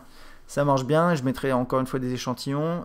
Seul petit truc qu'on peut dire, c'est que parfois, quand il y a un niveau de tremblement, on va dire, au-delà duquel le rendu de la stabilisation va peut-être être un petit peu étrange, avec des déformations sur les côtés de l'image, ce genre de choses. Alors ça, Nokia travaille là-dessus, mais ils ne peuvent pas l'empêcher dans 100% des cas. Donc à tester. Dans tous les cas, avoir une stabilisation en vidéo, c'est vraiment quelque chose d'excellent, parce que ça veut dire que vous allez avoir de moins en moins de vidéos qui tremblent quand vous êtes en train de filmer. Si c'est des légers tremblements, ils vont quasiment disparaître, et ça c'est très très bien. Je sais pas, vous filmez voilà, n'importe quoi, vous filmez des souvenirs avec vos enfants, etc. Et vous allez avoir une vidéo rendue qui va être visuellement déjà réussie, en plus qui va plus trembler. Et ça, c'est quand même beaucoup plus intéressant pour l'utiliser après, ou même pour regarder ensuite juste comme ça. C'est beaucoup plus intéressant. Et c'est vrai que quand on compare avec d'autres appareils, donc on avait fait les tests, hein, comparé avec un S3, un iPhone 5, etc., c'est largement mieux. Donc là-dessus, je vous invite à regarder nos comparos qui ont été réalisés il y a déjà peut-être un petit mois, le mois dernier en octobre. Donc je vous invite à regarder ça sur la chaîne, et sur le test écrit sur Test Mobile, il y aura une mention de ce système. Hop, on passe dans tout ce qui est photo, enfin dans la galerie. Donc là on a la pellicule, hein, ça ressemble beaucoup à ce qu'on avait avant. Donc vous avez un mélange à la fois des photos et des vidéos qui ont été capturées. J'ouvre une photo, hop, j'ai accès au système de partage. Et je peux également la modifier, la supprimer, l'ajouter à l'écran de verrouillage, l'enregistrer sur SkyDrive avec l'intégration dans le cloud. Et si je fais modifier, soit j'ai la possibilité de modifier avec Creative Studio, qui est une application de Nokia, soit je peux faire rognage et correction. Et donc là, je peux la faire pivoter, je peux la rogner, etc. Ce genre de truc. Correction automatique si j'ai envie, mais je ne vais pas l'appliquer parce que il n'y a pas besoin là-dessus. Et voilà, donc ça c'est plutôt bien. C'est une bonne intégration, la galerie est propre, sur un grand écran comme ça c'est très agréable. Donc ça c'est pour tout ce qui est pellicule. On a les albums également. Donc là il va vous mettre vos photos à vous, donc là dans pellicule. Les photos enregistrées par d'autres applications, donc ça c'est par exemple une photo que j'ai modifiée, et c'est enregistré dans un album à part. Ça c'est un dossier physique qui est sur la mémoire, il va s'afficher comme ça. D'ailleurs, petit point à noter qui est extrêmement intéressant, c'est qu'avec Windows Phone 8, vous pouvez connecter votre appareil directement en USB et il va être détecté et vous pourrez transférer des fichiers. Je crois pas que vous pouviez transférer, enfin, vous pouvez pas transférer tous les fichiers, mais par exemple vous pouvez prendre vos photos, vous pouvez prendre vos vidéos, vous pouvez prendre les captures d'écran puisque ça maintenant c'est intégré en natif de cette façon là. Donc avec un appui ici et un appui là, en tout cas ici sur le Lumia 920. Et donc ça c'est sympa, c'est vraiment, moi je sais que c'était un des problèmes, c'est le passage par Zune, c'était insupportable et là maintenant c'est beaucoup plus ouvert et donc ça fait toujours plaisir. Et donc ensuite après quand vous commencez à descendre ici, vous avez les photos sur SkyDrive, les photos sur Facebook, et donc ça c'est des intégrations sociales qui sont directement dans l'album, c'est plutôt sympa. Vous avez un tri par date, vous avez vos photos favorites qui vont illustrer normalement le fond de la galerie. Et puis ça c'est par personne, donc c'est en fonction de vos contacts, vous pouvez trouver des photos là. Puis c'est à peu près tout ici. Donc là vous voyez, ça c'est une de mes photos favorites en fond, voilà, qui a été déterminée comme étant favorite, et elle s'affiche ici. Et si vous quittez et que vous revenez, normalement elle change. Alors là elle n'a pas changé, mais normalement elle change. Vous avez ici une intégration des différentes applications qui permettent d'interagir avec tout ce qui est photo, qui se mettent ici. Alors toutes les applications ne seront pas présentes, mais je pense qu'il y a une sorte de d'intégration à faire par le développeur, et c'est un choix aussi de Microsoft. Je pense avoir fait le tour ici, hein. On a tout ce qui est sur les réseaux sociaux, incluant des photos. Donc là par exemple j'ai les images sur Twitter. Et puis c'est tout ici. En parallèle du coup on va passer directement à musique et vidéo. Alors pour tout ce qui est musique, vous avez deux applications sur les terminaux Lumia, donc on va en parler. Par défaut vous avez ça, vous avez musique et vidéo. Alors le premier truc c'est vidéo, on va passer rapidement dedans, mais vous avez l'intégration de vos vidéos directement ici dans cette application. Voilà. Alors ça c'est une vidéo directement en DivX qui se lit sans souci, donc ça c'est bien. Je sais pas, voilà, là, ça c'est autre chose. Ça c'est, je crois, c'est un MKV qui est un peu lourd et qui est un peu, enfin qui est encodé différemment. Et donc ça passe pas. On va peut-être passer par des, réencoder vos fichiers avant de les transférer pour ça dans certains cas. Donc ça c'est tout, hein, c'est pour les vidéos, ça marche bien. Il y a un petit truc que je voulais juste vérifier. Au niveau des options, est-ce qu'il y a d'autres options que ça? Non, il n'y a rien d'autre. Ok. Voilà. Et ensuite, pour tout ce qui est musique, alors vous avez une intégration du store. Donc, hop, qui vous permet d'accéder à ça. Ils appellent ça le Xbox Music Store. Il y a également une application, enfin, elle n'est pas encore présente et je ne l'ai pas trouvée. C'est un service qui s'appelle Xbox Music qui est concurrent. Qui est similaire à Spotify ou Deezer, qui sera intégré petit à petit dans Windows 8 et Windows Phone 8, et qui permettra d'accéder moyennant. Alors par défaut vous aurez de la musique en accès illimité, mais avec de la pub en streaming. Et après vous pouvez également, si vous voulez, payer un abonnement mensuel ou annuel pour pouvoir accéder en illimité à de la musique. Ça ressemble beaucoup à, voilà, comme je disais, Spotify ou Deezer, avec 30 millions de titres, si je ne me trompe pas, au lancement. Et donc ça, c'est pas mal, c'est juste que là, pour l'instant, il n'y est pas. Vous avez vu ici, peut-être essayer la musique illimitée. J'ai pas réussi à le faire fonctionner, il faut mettre ses informations bancaires, et là, pour le coup, j'avais pas envie de le faire, parce que bon, c'est un appareil de test. En tout cas, voilà, vous pouvez faire ce genre de truc. Et là, ici, Xbox Music Store, c'est pour acheter tout simplement des morceaux. Donc là, typiquement... je rentre, voilà, ici, je peux acheter un album à 10 €, ce genre de truc, quoi. Donc voilà, on va pas s'attarder là-dessus. Et là, le store, on regardera un petit peu après. Donc là, ici, vous avez votre historique de lecture, que ce soit musique et vidéo. Les dernières nouveautés, mais ça, c'est lié au store. les applications qui sont liées à ça, donc YouTube pour la vidéo, Nokia Music, on en parlera juste après, le Xbox Music Store et Smart Glass. Smart Glass, c'est si vous avez une Xbox, vous installez cette application et vous pouvez contrôler votre Xbox avec votre terminal Windows Phone 8. J'ai pas essayé parce que j'ai pas de Xbox tout simplement, et c'est à peu près tout. Là il veut vous mettre les podcasts, etc. Enfin bon, il regroupe tout ça. On va passer du coup à ça. Alors pour la musique, vous avez deux interfaces. Juste une petite remarque, c'est que le fond normalement est gris, mais là la caméra ça passe un peu bleuté. Mais bon, ne vous inquiétez pas, c'est vrai que c'est assez moche là comme ça, mais c'est gris. Alors pour la musique, vous avez deux interfaces. Vous avez Nokia Music et vous avez ça. C'est ces deux interfaces qui se ressemblent beaucoup. Et le seul intérêt en fait de Nokia Music, ça va être, si vous préférez peut-être l'interface, hein, elle est un peu différente, mais aussi le radio, mix radio. Et on passera ça en revue rapidement après. Et donc là, vous avez les artistes, les albums, les morceaux. Je suis pas sûr qu'il y ait eu de changement depuis la précédente version de Windows Phone, très sincèrement. Ça ressemble beaucoup à ce qu'on avait avant. Voilà. Tendance, c'est pour obtenir des suggestions. Ok, d'accord. C'est à peu près tout ici. Hein. Si je rentre dans un album, voilà. Donc j'ai cette interface là. Je peux dire que j'aime ce morceau. Je peux changer tout ce qui est répétition, shuffle, partager, enregistrer comme sélection. Truc que je comprends, que j'arrive toujours pas à comprendre avec le lecteur musical dans Windows Phone et celui de Nokia également, c'est que on peut pas avancer dans le morceau au doigt comme ça. Ça c'est la playlist en cours, c'est assez bien fait. À part en faisant comme ça. Et je trouve ça juste pas pratique, j'arrive pas à comprendre pourquoi ils intègrent pas une fonctionnalité avancée là-dessus. Vous avez rien en paysage également.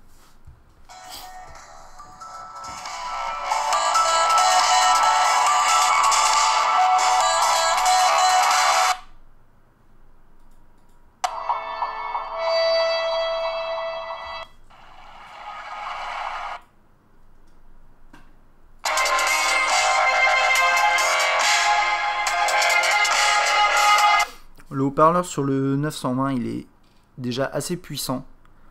Il est plus puissant que la moyenne des haut-parleurs sur les smartphones, donc ça c'est un gros point positif. Vous n'aurez aucun souci pour entendre les directions GPS, pour entendre votre musique, si vous êtes dans des conditions, si vous êtes dans des conditions qui sont un peu difficiles. Donc ça c'est pas mal. Que dire de plus? La qualité est pas mauvaise également. On va regarder sur un autre. Sur un autre morceau un peu différent.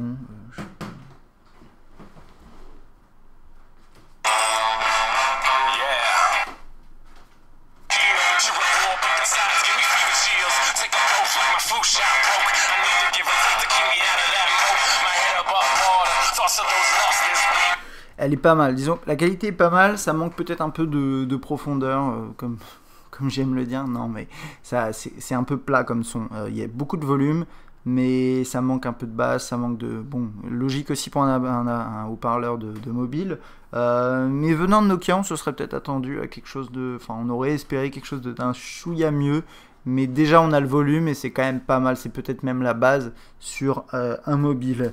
Petit truc, hein, quand vous lisez un fichier musical,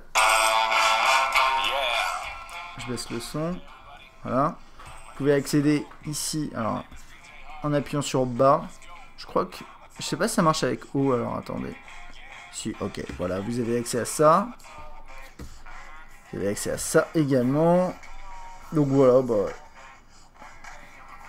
voilà, et donc ça permet d'accéder au lecteur musical très rapidement, et je pense que c'est à peu près tout hein, là-dessus. Et ensuite, vous avez Nokia Music. Alors, Nokia Music, ça ressemble beaucoup à ce système musical. C'est à vous ensuite de déterminer ce que vous voulez utiliser comme application. Il y a juste un truc que je vais aborder avant même de parler de mix radio, mais je vais passer rapidement là-dessus parce que ça n'a pas vraiment... Enfin, ça a un peu évolué depuis les précédentes versions, mais sincèrement, ça ressemble beaucoup. Donc là, c'est l'interface de base pour accéder à votre bibliothèque. Elles se ressemblent toutes les deux beaucoup. Donc, à vous de voir laquelle vous voulez utiliser. Et un truc que je voulais vous montrer. Donc là, déjà l'interface, je trouve que là-dessus, elle est un peu plus sympa, avec normalement la pochette, etc. Vous pouvez toujours pas défiler avec le doigt là-dessus. Hein. Si vous appuyez là, ça marche pas non plus, ça va jusqu'à la prochaine. Il y a un petit truc à noter, c'est que si vous êtes là et que vous faites par exemple bas et que vous appuyez ici, vous vous retrouvez sur l'interface de Microsoft. Donc, ça veut dire quoi? Alors, d'après ce que je comprends, ça veut dire que Nokia Music utilise complètement, mais vraiment complètement, le système de base de Microsoft. Vous avez vu, là, je suis passé comme ça sur l'interface de Microsoft sans qu'il y ait même de changement dans la musique. Donc, d'après moi, c'est exactement la même application. Mais quand je dis exactement, c'est l'application de Microsoft qui est utilisée pour faire la lecture musicale sur Nokia Music.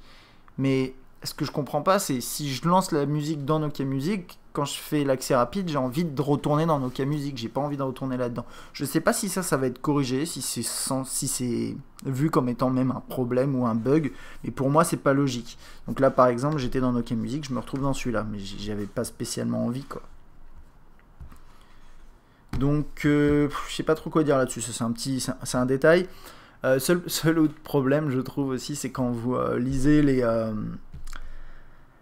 quand vous lancez une application Nokia, vous avez toujours un petit temps de chargement supérieur par rapport aux applications Microsoft intégrées.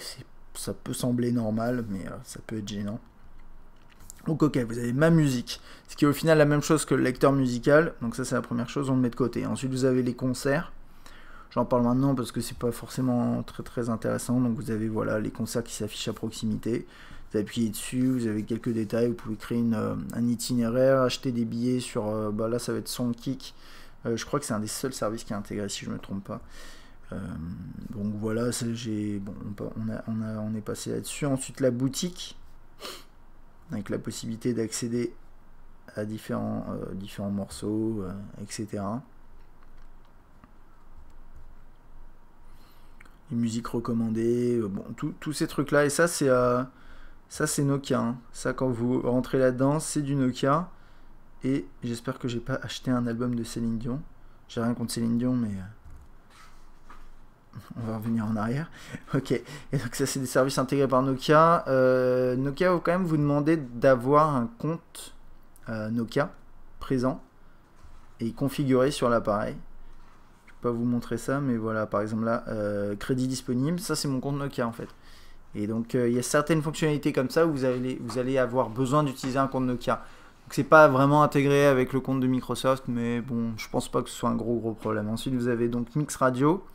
Donc ça va vous permettre tout simplement d'écouter gratuitement de la musique sans publicité, sans pour autant choisir le morceau, hein. Ça fonctionne comme une radio et comme dans par exemple Deezer, etc. Sauf qu'il n'y a pas de pub. C'est-à-dire par exemple vous allez dans le genre, en fait, j'aime bien la variété française, et dans la variété française je veux particulièrement écouter des interprètes masculins. Et hop, là je suis en Wi-Fi, ça va normalement charger assez rapidement, voilà.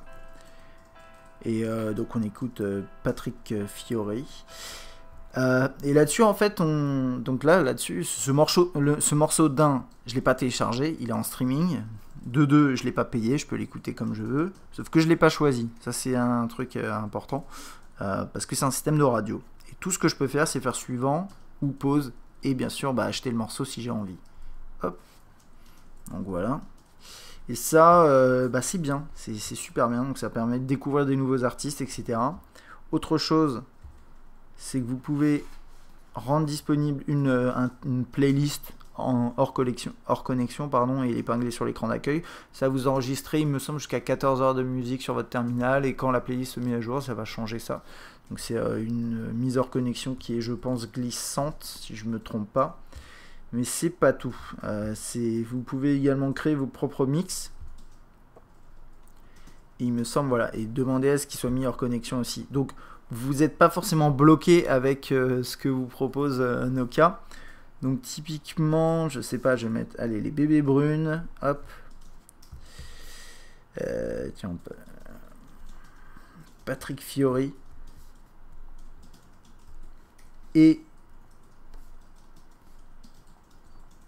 je sais pas s'il va mettre CDC, non, ça marchera pas. Ace of Base, allez, hop. Donc voilà, j'ai choisi 3 artistes. Écoutez le mix. Calcule assez rapidement. Donc là-dedans, vous allez trouver normalement régulièrement des morceaux, des artistes que vous avez sélectionnés. Mais il va aussi vous proposer des artistes qui sont similaires à ceux que vous avez sélectionnés. Et donc là, par exemple, j'ai ça. Et ce que j'aime bien, c'est l'interface, c'est quand même sympa. Et donc là, vous pouvez faire suivant, suivant. Donc voilà, j'ai les bébés brunes, mais j'ai aussi Patrick Fiori, j'ai Aqua. Quoi? Around the World, Aqua, ok. Et j'ai Pavarotti. Limite de saut, en raison des limites fixées, voilà, c'est 6 sauts par heure, enfin voilà, c'est pour dire, c'est une radio, vous n'avez pas trop le contrôle. Et une fois que vous avez créé ce mix, qui normalement doit vous plaire, vous pouvez faire rendre hors connexion, disponible hors connexion ou épingler sur l'écran d'accueil. Donc voilà, ça c'est ce genre de truc, c'est assez bien fait. Ensuite, vous pouvez obtenir votre profil musical en utilisant une application dédiée. Moi ça marche pas parce que je l'ai pas fait. Et puis c'est à peu près tout, hein. C'est à peu près tout. Quand vous avez déterminé votre profil musical, vous pouvez aussi créer des playlists qui peuvent vous plaire, etc. Donc Mix Radio pour moi c'est une des grosses valeurs ajoutées des applications importées, installées par Nokia. Et ça va vous permettre tout simplement d'écouter de la musique gratuitement, de découvrir des artistes, de mettre de la musique en hors ligne sans avoir dépensé un centime. Et ça c'est quand même assez impressionnant comme système. Ok. Donc on va continuer là-dedans. Donc on a vu tout ça, on a fait déjà un bon petit tour. Tout ce qui est autour de jeux, vous avez l'intégration avec Xbox Live, votre compte Xbox, etc. Ça je pense que vous connaissez. Si vous avez une Xbox, vous avez une superbe intégration. Si vous n'avez pas de Xbox, c'est pas forcément un problème. Vous allez trouver pas mal de jeux sympathiques, des jeux gratuits, des jeux payants. Ça je vais aller voir du coup. Bon, par exemple vous avez Angry Birds Star Wars qui est disponible. Et ce genre de titre, en fait, alors là, il va me lancer une page web, je sais pas pourquoi, on va aller sur le store directement, du coup. Maintenant, ça s'appelle store, ça s'appelle plus marketplace. Et là, par exemple, si je vais dans le jeu, je peux normalement télécharger Angry Birds Star Wars. Et ça, c'est un jeu, par exemple, qui est aujourd'hui exclusif Windows Phone 8. Et donc il y a ce genre de truc, et ça va me faire aborder du coup un sujet qui peut-être peut fâcher, mais il faut comprendre que avec l'arrivée de Windows Phone 8, il y a encore quelques applications qui doivent être optimisées pour Windows Phone 8, donc qui ne sont pas disponibles. Par exemple Spotify, aux dernières nouvelles, n'était pas disponible. Alors je vais regarder s'il est parvenu au passage. Non, il n'est pas là, je crois. Voilà, parce qu'ils doivent retravailler l'application pour pouvoir la proposer pour Windows Phone 8. Il y a des applications qui sont par contre, à l'inverse, exclusives à Windows Phone 8. C'est ce genre de truc. Forcément, on sort une nouvelle version de l'OS, de la plateforme, qui part quasiment from scratch, pas exactement, même loin de là, mais on a une nouvelle base, et forcément, ça crée une sorte de comment on appelle ça, de rupture entre l'un et l'autre. Voilà, je cherchais le mot, le fameux, la fragmentation qui se crée aussi, comme on l'a chez Android par exemple. Mais bon, en soi, c'est pas trop gênant, il faut juste avoir un peu de patience.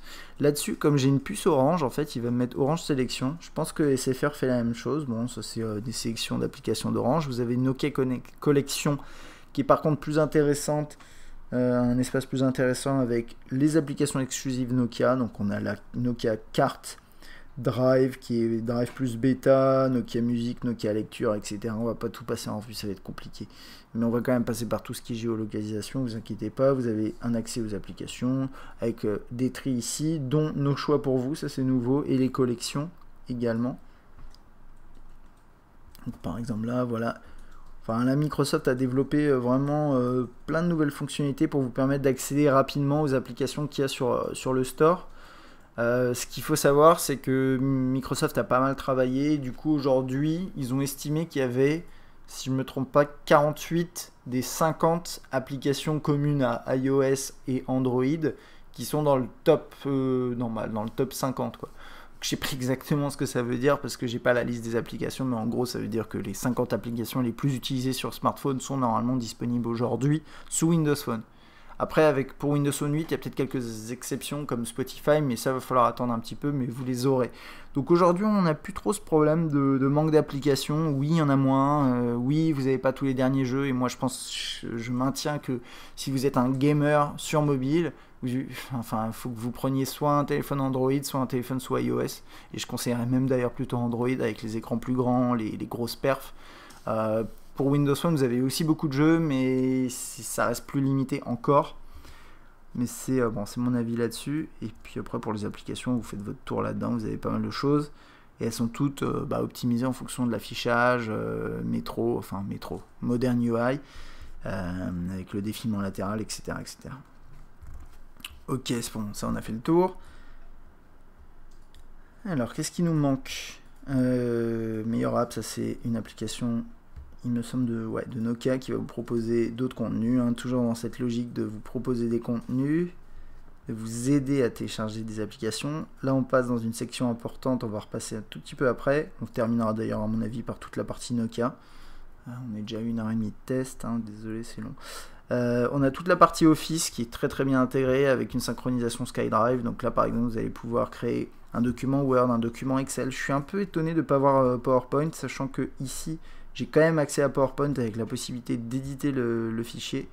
Donc je suis un peu perplexe. À mon avis, c'est peut-être une option qui devrait arriver, la possibilité de faire plus et de créer un PowerPoint. Ouais.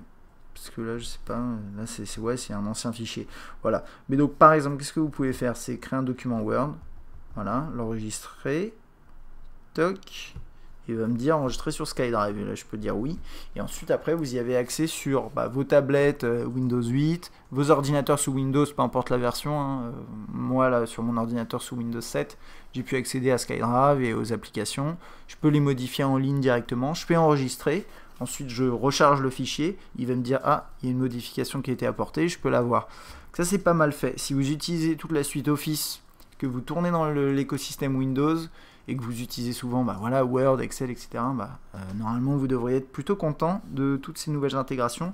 Surtout que 7 Go pour des documents, c'est tranquille. Bien sûr, si vous synchronisez aussi vos photos, ça va être un peu plus juste, mais 7 Go, c'est quand même pas mal. Vous avez OneNote aussi pour tout ce qui est notes. Bien sûr, tout ça est synchronisé. Ok, je regarde juste ce qui manque et je crois qu'on a fait le tour. Du coup, on va terminer sur tout ce qui est Nokia. Et là, on a quand même un sacré paquet de trucs. Alors, Nokia Care, c'est pas très intéressant. Ça va être juste des conseils et aides. Bon, voilà, dans le but de vous filer un petit coup de main pour utiliser votre appareil. Bon, c'est bien. Ensuite, vous avez tout ce qui est relatif à la géolocalisation. Alors, vous avez Nokia Carte, Nokia Transport et Nokia Drive. Nokia Drive, c'est une application qui restera exclusive Nokia avec peut-être, potentiellement, là pour l'instant on n'a pas trop l'info, mais la possibilité pour les autres constructeurs d'y accéder, mais de manière limitée, ou avec la possibilité de payer pour accéder à d'autres cartes. Enfin bon, ça pour l'instant on n'est pas sûr. Par contre, pour Carte, Nokia Carte et Nokia Transport, tout ça, c'est un écosystème qui a été créé par Nokia. Et vous avez peut-être vu, mais on n'a pas vu Plan ou Bing Maps ou etc. C'est normal, c'est parce que c'est Nokia et les systèmes de cartes de Nokia qui remplacent tout ça. Et donc en fait là ça s'appelle Nokia Carte, mais si je regarde sur un 8X par exemple de HTC, on le verra lors du test, ça va s'appeler Plan ou Carte. Et on aura l'application qui ressemble beaucoup à Bing Maps, sauf que ce sera des données qui seront fournies par Nokia. Voilà. Donc en soi, vous n'avez pas forcément les applications Nokia qui sont sur les appareils déjà préinstallées, ça c'est sûr, mais vous avez les données de Nokia qui sont intégrées dans les autres terminaux. C'était juste pour faire un point là-dessus, et on verra ça lors du test des terminaux des autres constructeurs. On va commencer par Nokia Carte, qui a subi une récente mise à jour. Donc bien sûr, vous pouvez toujours naviguer dans vos cartes, rechercher des lieux, etc. Maintenant, vous avez la possibilité... Donc on accède à un lieu, on peut faire itinéraire jusqu'ici.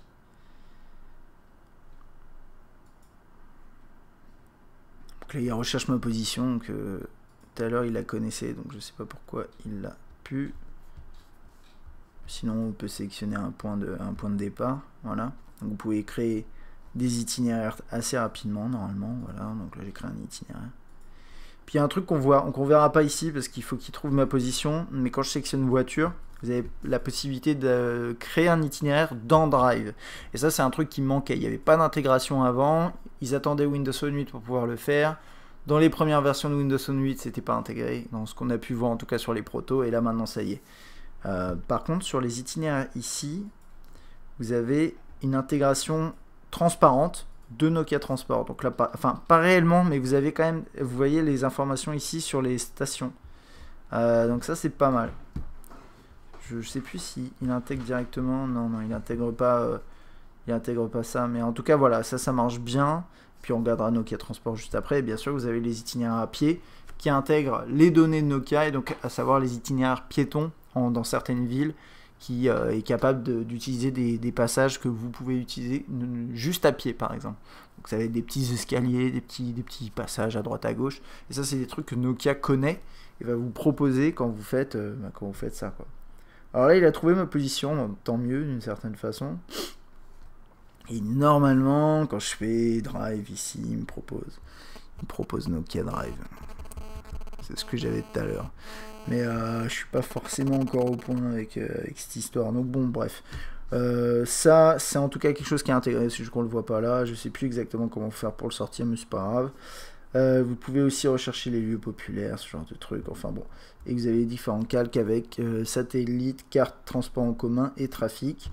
Tout ça, c'est très bien. Ça, c'est une première partie de l'aspect géolocalisation sur la gamme Lumia. Ensuite, on a Drive, qui est la solution de guidage GPS vraiment complète, vocale. Donc là, il cherche le GPS. Ensuite, hop, on a ces vues-là. Alors, c'est des vues optimisées quand même pour l'utilisation en voiture, même si on a normalement un mode en voiture particulier. Mais vous pouvez choisir un affichage 2D, 3D. Donc voilà, ça va donner ça et ça. Vous pouvez définir une destination, enregistrer une position, définir une destination en fonction des différents favoris que vous avez déjà. Là, pour l'instant, c'est tout. Ensuite, après, dans les paramètres, vous pouvez changer les couleurs de la carte et c'est automatique, c'est-à-dire que en fonction du jour ou de la nuit, ça va changer. Vous avez l'affichage des repères, gérer les cartes parce que vous pouvez mettre des cartes en hors ligne. Voilà. Donc là, j'ai téléchargé la France, ça fait 600 MO. C'est pas énorme en soi. Et qu'est-ce que ça va vous permettre ? En gros, tout simplement d'utiliser votre GPS en mode hors ligne, à savoir vous enlevez la carte SIM de votre terminal, vous pouvez utiliser comme GPS si vous avez envie, vous n'avez pas envie d'utiliser de data, vous pouvez utiliser le GPS. Vous êtes à l'étranger, vous téléchargez avant vos cartes, vous allez dans le pays en question et vous pouvez quand même utiliser vos cartes sans utiliser de data, enfin voilà. Limite de vitesse, il peut vous signaler si vous dépassez les limites autorisées, voie de navigation et les unités. Et licence de la navigation, c'est intéressant, les pays pris en charge, il va vous les montrer. Je me demande si cette option-là ne sera pas utilisée à terme pour les autres terminaux d'autres constructeurs pour gérer les abonnements. Mais ça, je sais pas. Ça, c'est encore une fois des spéculations sur ce point-là. Et c'est à peu près tout. Et voilà, l'interface est propre. Vous avez la vitesse qui s'affiche ici, bien sûr. On est à l'arrêt là. Les kilomètres de quoi? Je pense que normalement, c'est pour le afficher dans le tableau de bord. Ah, distance parcourue, pardon.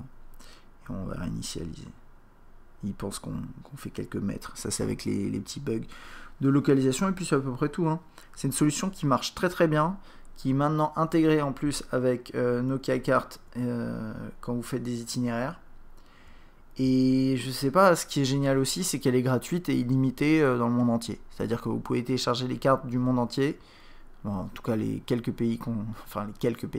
nombreux pays supportés et l'utiliser gratuitement. Donc ça fait partie vraiment du package Nokia qui apporte une grosse valeur ajoutée. C'est comme Nokia Music, c'est gratuit. Nokia Music Mix Radio, c'est gratuit. Vous pouvez écouter de la musique en streaming.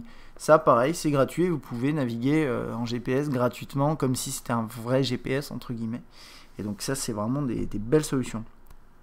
Nokia Explore, qui s'appelait avant Nokia City Lens. City Lens, Nokia Explore, voilà, ça vous permet d'explorer autour de vous en réalité augmentée.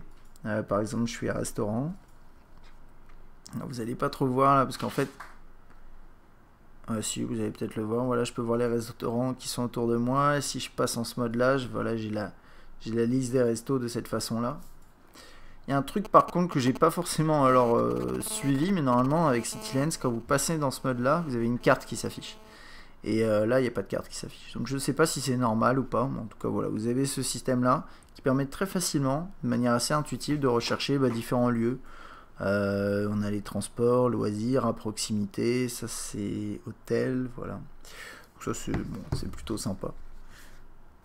Et pour finir, Nokia Transport, qui est une application qui permet tout simplement de créer des trajets et de vous aider à utiliser les transports en commun un peu partout dans le monde, sauf qu'en France, pour l'instant, il n'y a pas le support des horaires. Et ça, c'est un peu dommage parce que c'est ce qui permet vraiment d'aller un peu plus loin dans d'autres pays, notamment aux États-Unis et je crois en Finlande aussi, mais d'autres pays aussi. Vous avez la possibilité d'avoir les horaires. Donc, par exemple, vous allez pouvoir créer des itinéraires assez bien fait. Donc ici j'ai mis Charles de Gaulle Étoile et 4 septembre, donc c'est le nom d'une station. Il va me dire à pied tu peux mettre 56 minutes et il va me faire un itinéraire que je peux utiliser ou non. Et là il va me dire tu peux aussi prendre le métro 2 à Charles de Gaulle en direction de Nation, tu t'arrêtes à Villiers, tu prends le 3 en direction de Gallieni et tu sors à 4 septembre. Et là on a les deux itinéraires proposés ici, donc un qui a 57 minutes à pied et un 13 minutes en utilisant les transports. C'est une application qui marche bien. Par contre, quand vous créez un itinéraire, alors vous n'avez pas de page de résultats quand vous commencez à chercher une zone, un endroit, une station. Et il va vous regrouper à la fois potentiellement des adresses, des noms de stations, des lieux, des POI. Et ça, pas forcément en France. Donc par exemple, là, je commence à taper AU pour dire Aubert. Il va commencer déjà à me proposer des endroits à l'étranger. Ça, c'est assez amusant. Il va mettre au fil d'Ariane qui a apparemment un magasin. Il dit que c'est à 40 mètres, bon, c'est parce qu'il doit avoir un petit souci pour le niveau géoloc. Je mets un B. Il va mettre une auberge. Auberge en moulin, ok. Si je mets auberge comme ça. Voilà, il va quand même le mettre, mais ça c'est auberge, mais c'est pas la station vraiment. Alors que si je mets genre Charles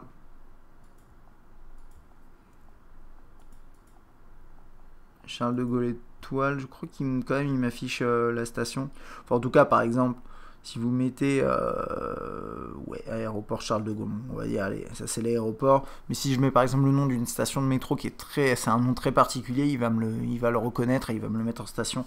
Donc il y a des petits trucs comme ça qui seraient peut-être à corriger, mais en tout cas, sinon ça marche bien pour faire des itinéraires. Donc voilà, par exemple ici, RER, métro, pas de souci. Et là ici je peux créer un itinéraire de cette façon. Donc vraiment il va vous filer un sacré coup de main si vous avez besoin de créer des itinéraires sur votre mobile en transport en commun. Et ça c'est pas mal du tout. Donc ça c'était un petit tour sur toutes les différentes solutions proposées par Nokia. Au niveau géologue c'est transport, carte et drive. Il y a Explore aussi, hein, CityLens.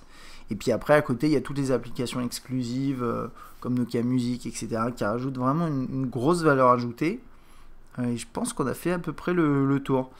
Et pour finir ce test, je voulais passer rapidement dans les paramètres, vous montrer un petit peu ce qu'on peut trouver. Et qu'est-ce qu'il y a comme petite nouveauté. En introduction, je voulais vous parler d'une fonctionnalité qui s'appelle DataSense, qu'on ne va pas trouver en France, du moins pour l'instant, qui permet en théorie, qui permet normalement, voilà, de gérer un peu mieux votre consommation d'internet mobile et de gérer ça en fonction des applications, etc. Ça va être surtout intégré aux États-Unis, c'est surtout intégré aux États-Unis en partenariat avec quelques opérateurs locaux pour vous permettre, voilà, de faire attention à ce que vous consommez, parce que aux États-Unis il y a des forfaits un petit peu différents. Ils ont une logique un peu particulière. Nous, on a de plus en plus de forfaits avec vraiment pas mal de data et voire même de l'illimité d'une certaine façon, limité. Et donc, bon, voilà, là-dessus, en France, d'après Microsoft, en tout cas, c'est ce qu'ils ont annoncé pendant la conférence de presse Windows Phone 8, ils se focaliseront plus sur la création de partenariats avec les opérateurs pour la télé sur mobile, etc. et l'utilisation peut-être, de la 4G de toute façon. Alors que donc à la place d'une certaine façon de cette application DataSense. Voilà. C'était pour le petit passage là-dessus. Dans les paramètres, en fait, ce qu'on va avoir, c'est les paramètres de gestion pour certaines applications. Et au niveau du système, on retrouve la base, hein, les thèmes, les comptes, partage internet, ça aussi qu'on a depuis peu, entre guillemets. Les options, l'écran de verrouillage, c'est ce que je vous ai montré, Wi-Fi, Bluetooth. Ça, toucher plus envoyer, c'est relatif au NFC. Donc vous pouvez l'activer. Si vous positionnez un appareil compatible à côté d'un autre, vous allez pouvoir envoyer des fichiers. Notez quand même que j'ai essayé avec des appareils par exemple Android avec Android Bee, mais ça marche pas. Donc Ce serait bien quand même qu'ils se mettent à faire de l'envoi par appairage NFC qui sont un petit peu plus ouverts. Et ça marche dans les deux sens. Hein. Le problème vient pas que d'Android ou de Windows Phone. C'est un truc global. Sinon, si je fais le tour là-dessus, c'est à peu près tout. Luminosité. Petit truc que je voulais vous montrer, c'est tout ce qui est relatif à Nokia. Donc là, par exemple, on va avoir les accessoires Nokia. Donc là, il n'y a rien. Mais si vous avez des accessoires Nokia, normalement, il devrait s'afficher là. Je sais pas ce que j'ai fait. Je voulais pas... Si, non, c'est pas ça. Je voulais vous montrer l'audio. Alors, audio, vous avez un égaliseur qui est un peu particulier parce qu'il fonctionne, bien sûr. Enfin, bien sûr. Il fonctionne que quand vous avez un jack 3.5 connecté. Voilà. Donc ça, c'est l'égaliseur. Avec différents presets. Je crois qu'il y en a 18, un truc comme ça. C'est pas mal, c'est bien, de toute façon. Et ça, c'est quelque chose qui est intégré ici par Nokia. Et on a aussi l'intégration de Dolby Headphones. Donc là, c'est si vous avez envie de tester une petite amélioration du son quand vous mettez vos écouteurs, vous avez ça. Ici, on a également la possibilité de gérer le Super Sensitive Touch, l'écran tactile extra super sensible ici. Si vous estimez que ça vous pose des problèmes, moi j'ai pas trouvé par exemple que l'écran allait se déverrouiller tout seul ou ce genre de truc. Si vous avez des soucis ou si vous avez peur ou quoi que ce soit, voilà, vous pouvez éventuellement le désactiver ici. Ça, c'est bien de nous donner l'option. Puis sinon, c'est à peu près tout. Hein. Vous pouvez transmettre votre avis à Nokia. C'est également un peu plus bas que vous pouvez gérer votre compte Nokia. Voilà, alors je crois avoir fait à peu près le tour hein, sur ce 920. Il manque peut-être des choses. Et puis c'est Windows Phone 8, c'est nouveau pour nous. Donc s'il manque des éléments, je suis désolé. Peut-être ça fera l'objet de toute façon de nouvelles vidéos. Ou bien dans le test écrit, il y aura sûrement plus d'informations. Enfin, vous verrez ça lors de sa publication. Le 920, c'est un terminal extrêmement intéressant. Si vous avez envie, si vous êtes intéressé par l'écosystème Windows Phone, ou si vous aviez déjà un terminal Windows Phone, là c'est certain que c'est une bonne chose. Notez toutefois que là, pour ma conclusion, j'ai pas eu l'occasion de prendre en main vraiment de manière prolongée les terminaux de HTC et l'appareil de Samsung. Du coup, je vais juger en soi comme ça l'appareil seul, hors du contexte Windows Phone 8 et le contexte de la concurrence finalement. Quoi qu'il en soit, déjà la première chose, c'est on retrouve l'esprit Nokia, que ce soit au niveau du design, un appareil très bien fini, qui offre vraiment, ici c'est du ultra haut de gamme Nokia, et on le sent bien. Bien sûr, il est lourd, bien sûr, il est grand. Grand, c'est à la fois un point positif et un point négatif. Pour la lourdeur, pour le poids, ça peut être positif pour certaines personnes qui aiment bien les appareils qui pèsent, etc. Ils ont l'impression que c'est un appareil de qualité. Voilà. Personnellement, j'aurais bien aimé qu'il fasse quelques grammes de moins, quelques dizaines de grammes de moins. Maintenant, bon, c'est pas vital, mais ça pourrait peut-être gêner certaines personnes. Quand on cumule ça à la taille, etc. etc. C'est vrai que la taille de l'écran, c'est un appareil qui est grand, et du coup, niveau ergonomie, c'est pas toujours facile. C'est un problème qui se pose sur tous les terminaux de grande taille, d'écran supérieur à 4.5 pouces. Et bien sûr, le 920 n'est pas épargné par ces potentiels problèmes, même si Windows Phone est bien optimisé pour le tactile, du coup, bon, ça va quand même. Mais c'est au niveau du pouce, pour atteindre en bas, c'est pas forcément facile. Donc ça, c'est côté design, mais globalement, c'est plutôt positif que négatif, et les boutons sont bien placés, boutons dédiés pour l'appareil photo, ce genre de trucs. Windows Phone 8, c'est une évolution de 7.5. Personnellement, moi, j'utilise pas Windows Phone 8 au quotidien, je pense que vous le savez. Moi, je suis plutôt Android de base, mais je m'intéresse à tout. Je trouve, en ayant un regard peut-être un peu plus extérieur par rapport aux personnes qui sont vraiment fans de Windows Phone, que les évolutions sont pas très nombreuses. Je suis d'accord, il y a beaucoup de choses qui changent, mais au niveau de l'écran d'accueil, c'est vrai qu'il y a pas mal de trucs. En fait, ce que j'aime bien au niveau de cette évolution Windows Phone 8, c'est tout l'écosystème qui est vraiment bien homogène avec Windows 8, etc., SkyDrive, etc. Il y a aussi tout ce qui est intégration de fonctionnalités dans l'appareil. Par exemple, comme je le disais, sur l'écran d'accueil, les fonctionnalités ici, dans les contacts, on a toujours cette intégration sociale. Enfin, tout est vraiment transparent. Et ça, c'est vraiment le gros point positif de Windows Phone d'une manière générale. Et là, dans cette version 8, c'est que au maximum, Microsoft et aussi Nokia essayent d'intégrer les choses à l'OS sans que l'utilisateur ait à s'embêter avec des applications tierces. Et ça, c'est bien. Mais je trouve quand même que l'évolution est pas dingue. Enfin, c'est bien, c'est mieux qu'avant, c'est clair, il y a plus de fonctionnalités. Mais en soi, est-ce que c'est révolutionnaire? Je sais pas. Il y a pas mal de fonctionnalités qui sont sympathiques, comme par exemple, là, si je reste dans l'esprit, voilà, Windows Phone 8 comme ça, la zone pour les enfants, etc. Ensuite, ce qui va être bien par rapport au 920, c'est tout ce qui est relatif aux fonctionnalités apportées par Nokia, et là elles sont vraiment nombreuses. Au niveau du hardware, bon, on a parlé déjà du design, mais il y a aussi l'écran, donc Super Sensitive Touch, Pure Motion HD et CBD, donc ça c'est 3 points importants. L'appareil photo avec la stabilisation, le mode basse luminosité, enfin ça c'est des trucs juste dingues. Qui sont même dans le nom du 920, il s'appelle PureView, et ça c'est des éléments que vous n'allez pas retrouver sur les autres terminaux Windows Phone 8, pour l'instant du moins. Donc ça, niveau photo vidéo, aujourd'hui c'est le meilleur appareil Windows Phone 8. Il y a pas, enfin, j'ai pas encore testé les autres, mais ça m'étonnerait qu'ils arrivent à son niveau, notamment tout ce qui est vidéo avec la stabilisation, c'est difficile d'arriver à faire mieux, et au niveau de la photo en basse luminosité. Bien sûr, on les testera et je donnerai mon avis là-dessus. Ensuite, après, on a toutes les applications exclusives Nokia et les services proposés gratuitement par Nokia, qui sont nombreux. Donc tout ce qui est ici, Nokia Music, Nokia Transport, Drive, etc. Tout ça c'est gratuit, illimité. Il y a de bons, enfin c'est vraiment des fonctionnalités à forte valeur ajoutée, comme par exemple la possibilité d'écouter gratuitement de la musique avec un système de découverte, c'est vachement bien fait. Nokia Drive avec le guidage vocal illimité dans le monde entier avec mode hors ligne, enfin ça a beaucoup de valeur également. Et après, il y a toutes les lenses, enfin les filtres qui sont proposés par Nokia sur l'appareil photo. Il y en a 2-3 exclusifs Nokia, mais ça, les autres constructeurs pourront proposer des choses également. Donc il y a cette valeur ajoutée qui est apportée par Nokia sous Windows Phone. C'est ce que je dis aussi pour le 800. D'après moi, c'est extrêmement important que les constructeurs apportent quelque chose à Windows Phone. Parce qu'en soi, l'OS est bien, mais comme il n'y a pas de système de surcouche, ce qui est peut-être pas plus mal, il faut apporter des fonctionnalités, il faut apporter de l'innovation, sinon sincèrement il n'y a aucune distinction à part sur le design, différenciation à part sur le design, comme par exemple Samsung avec la Tiv S, c'est le design qui fait tout pour l'instant. Il n'y a pas vraiment, j'ai pas pu constater d'après mes premières prises en main de fonctionnalités vraiment avancées dans l'OS, et ça c'est d'après moi un point qui peut poser problème pour l'utilisateur. Et donc Nokia ici a tout compris, et cela depuis le 800.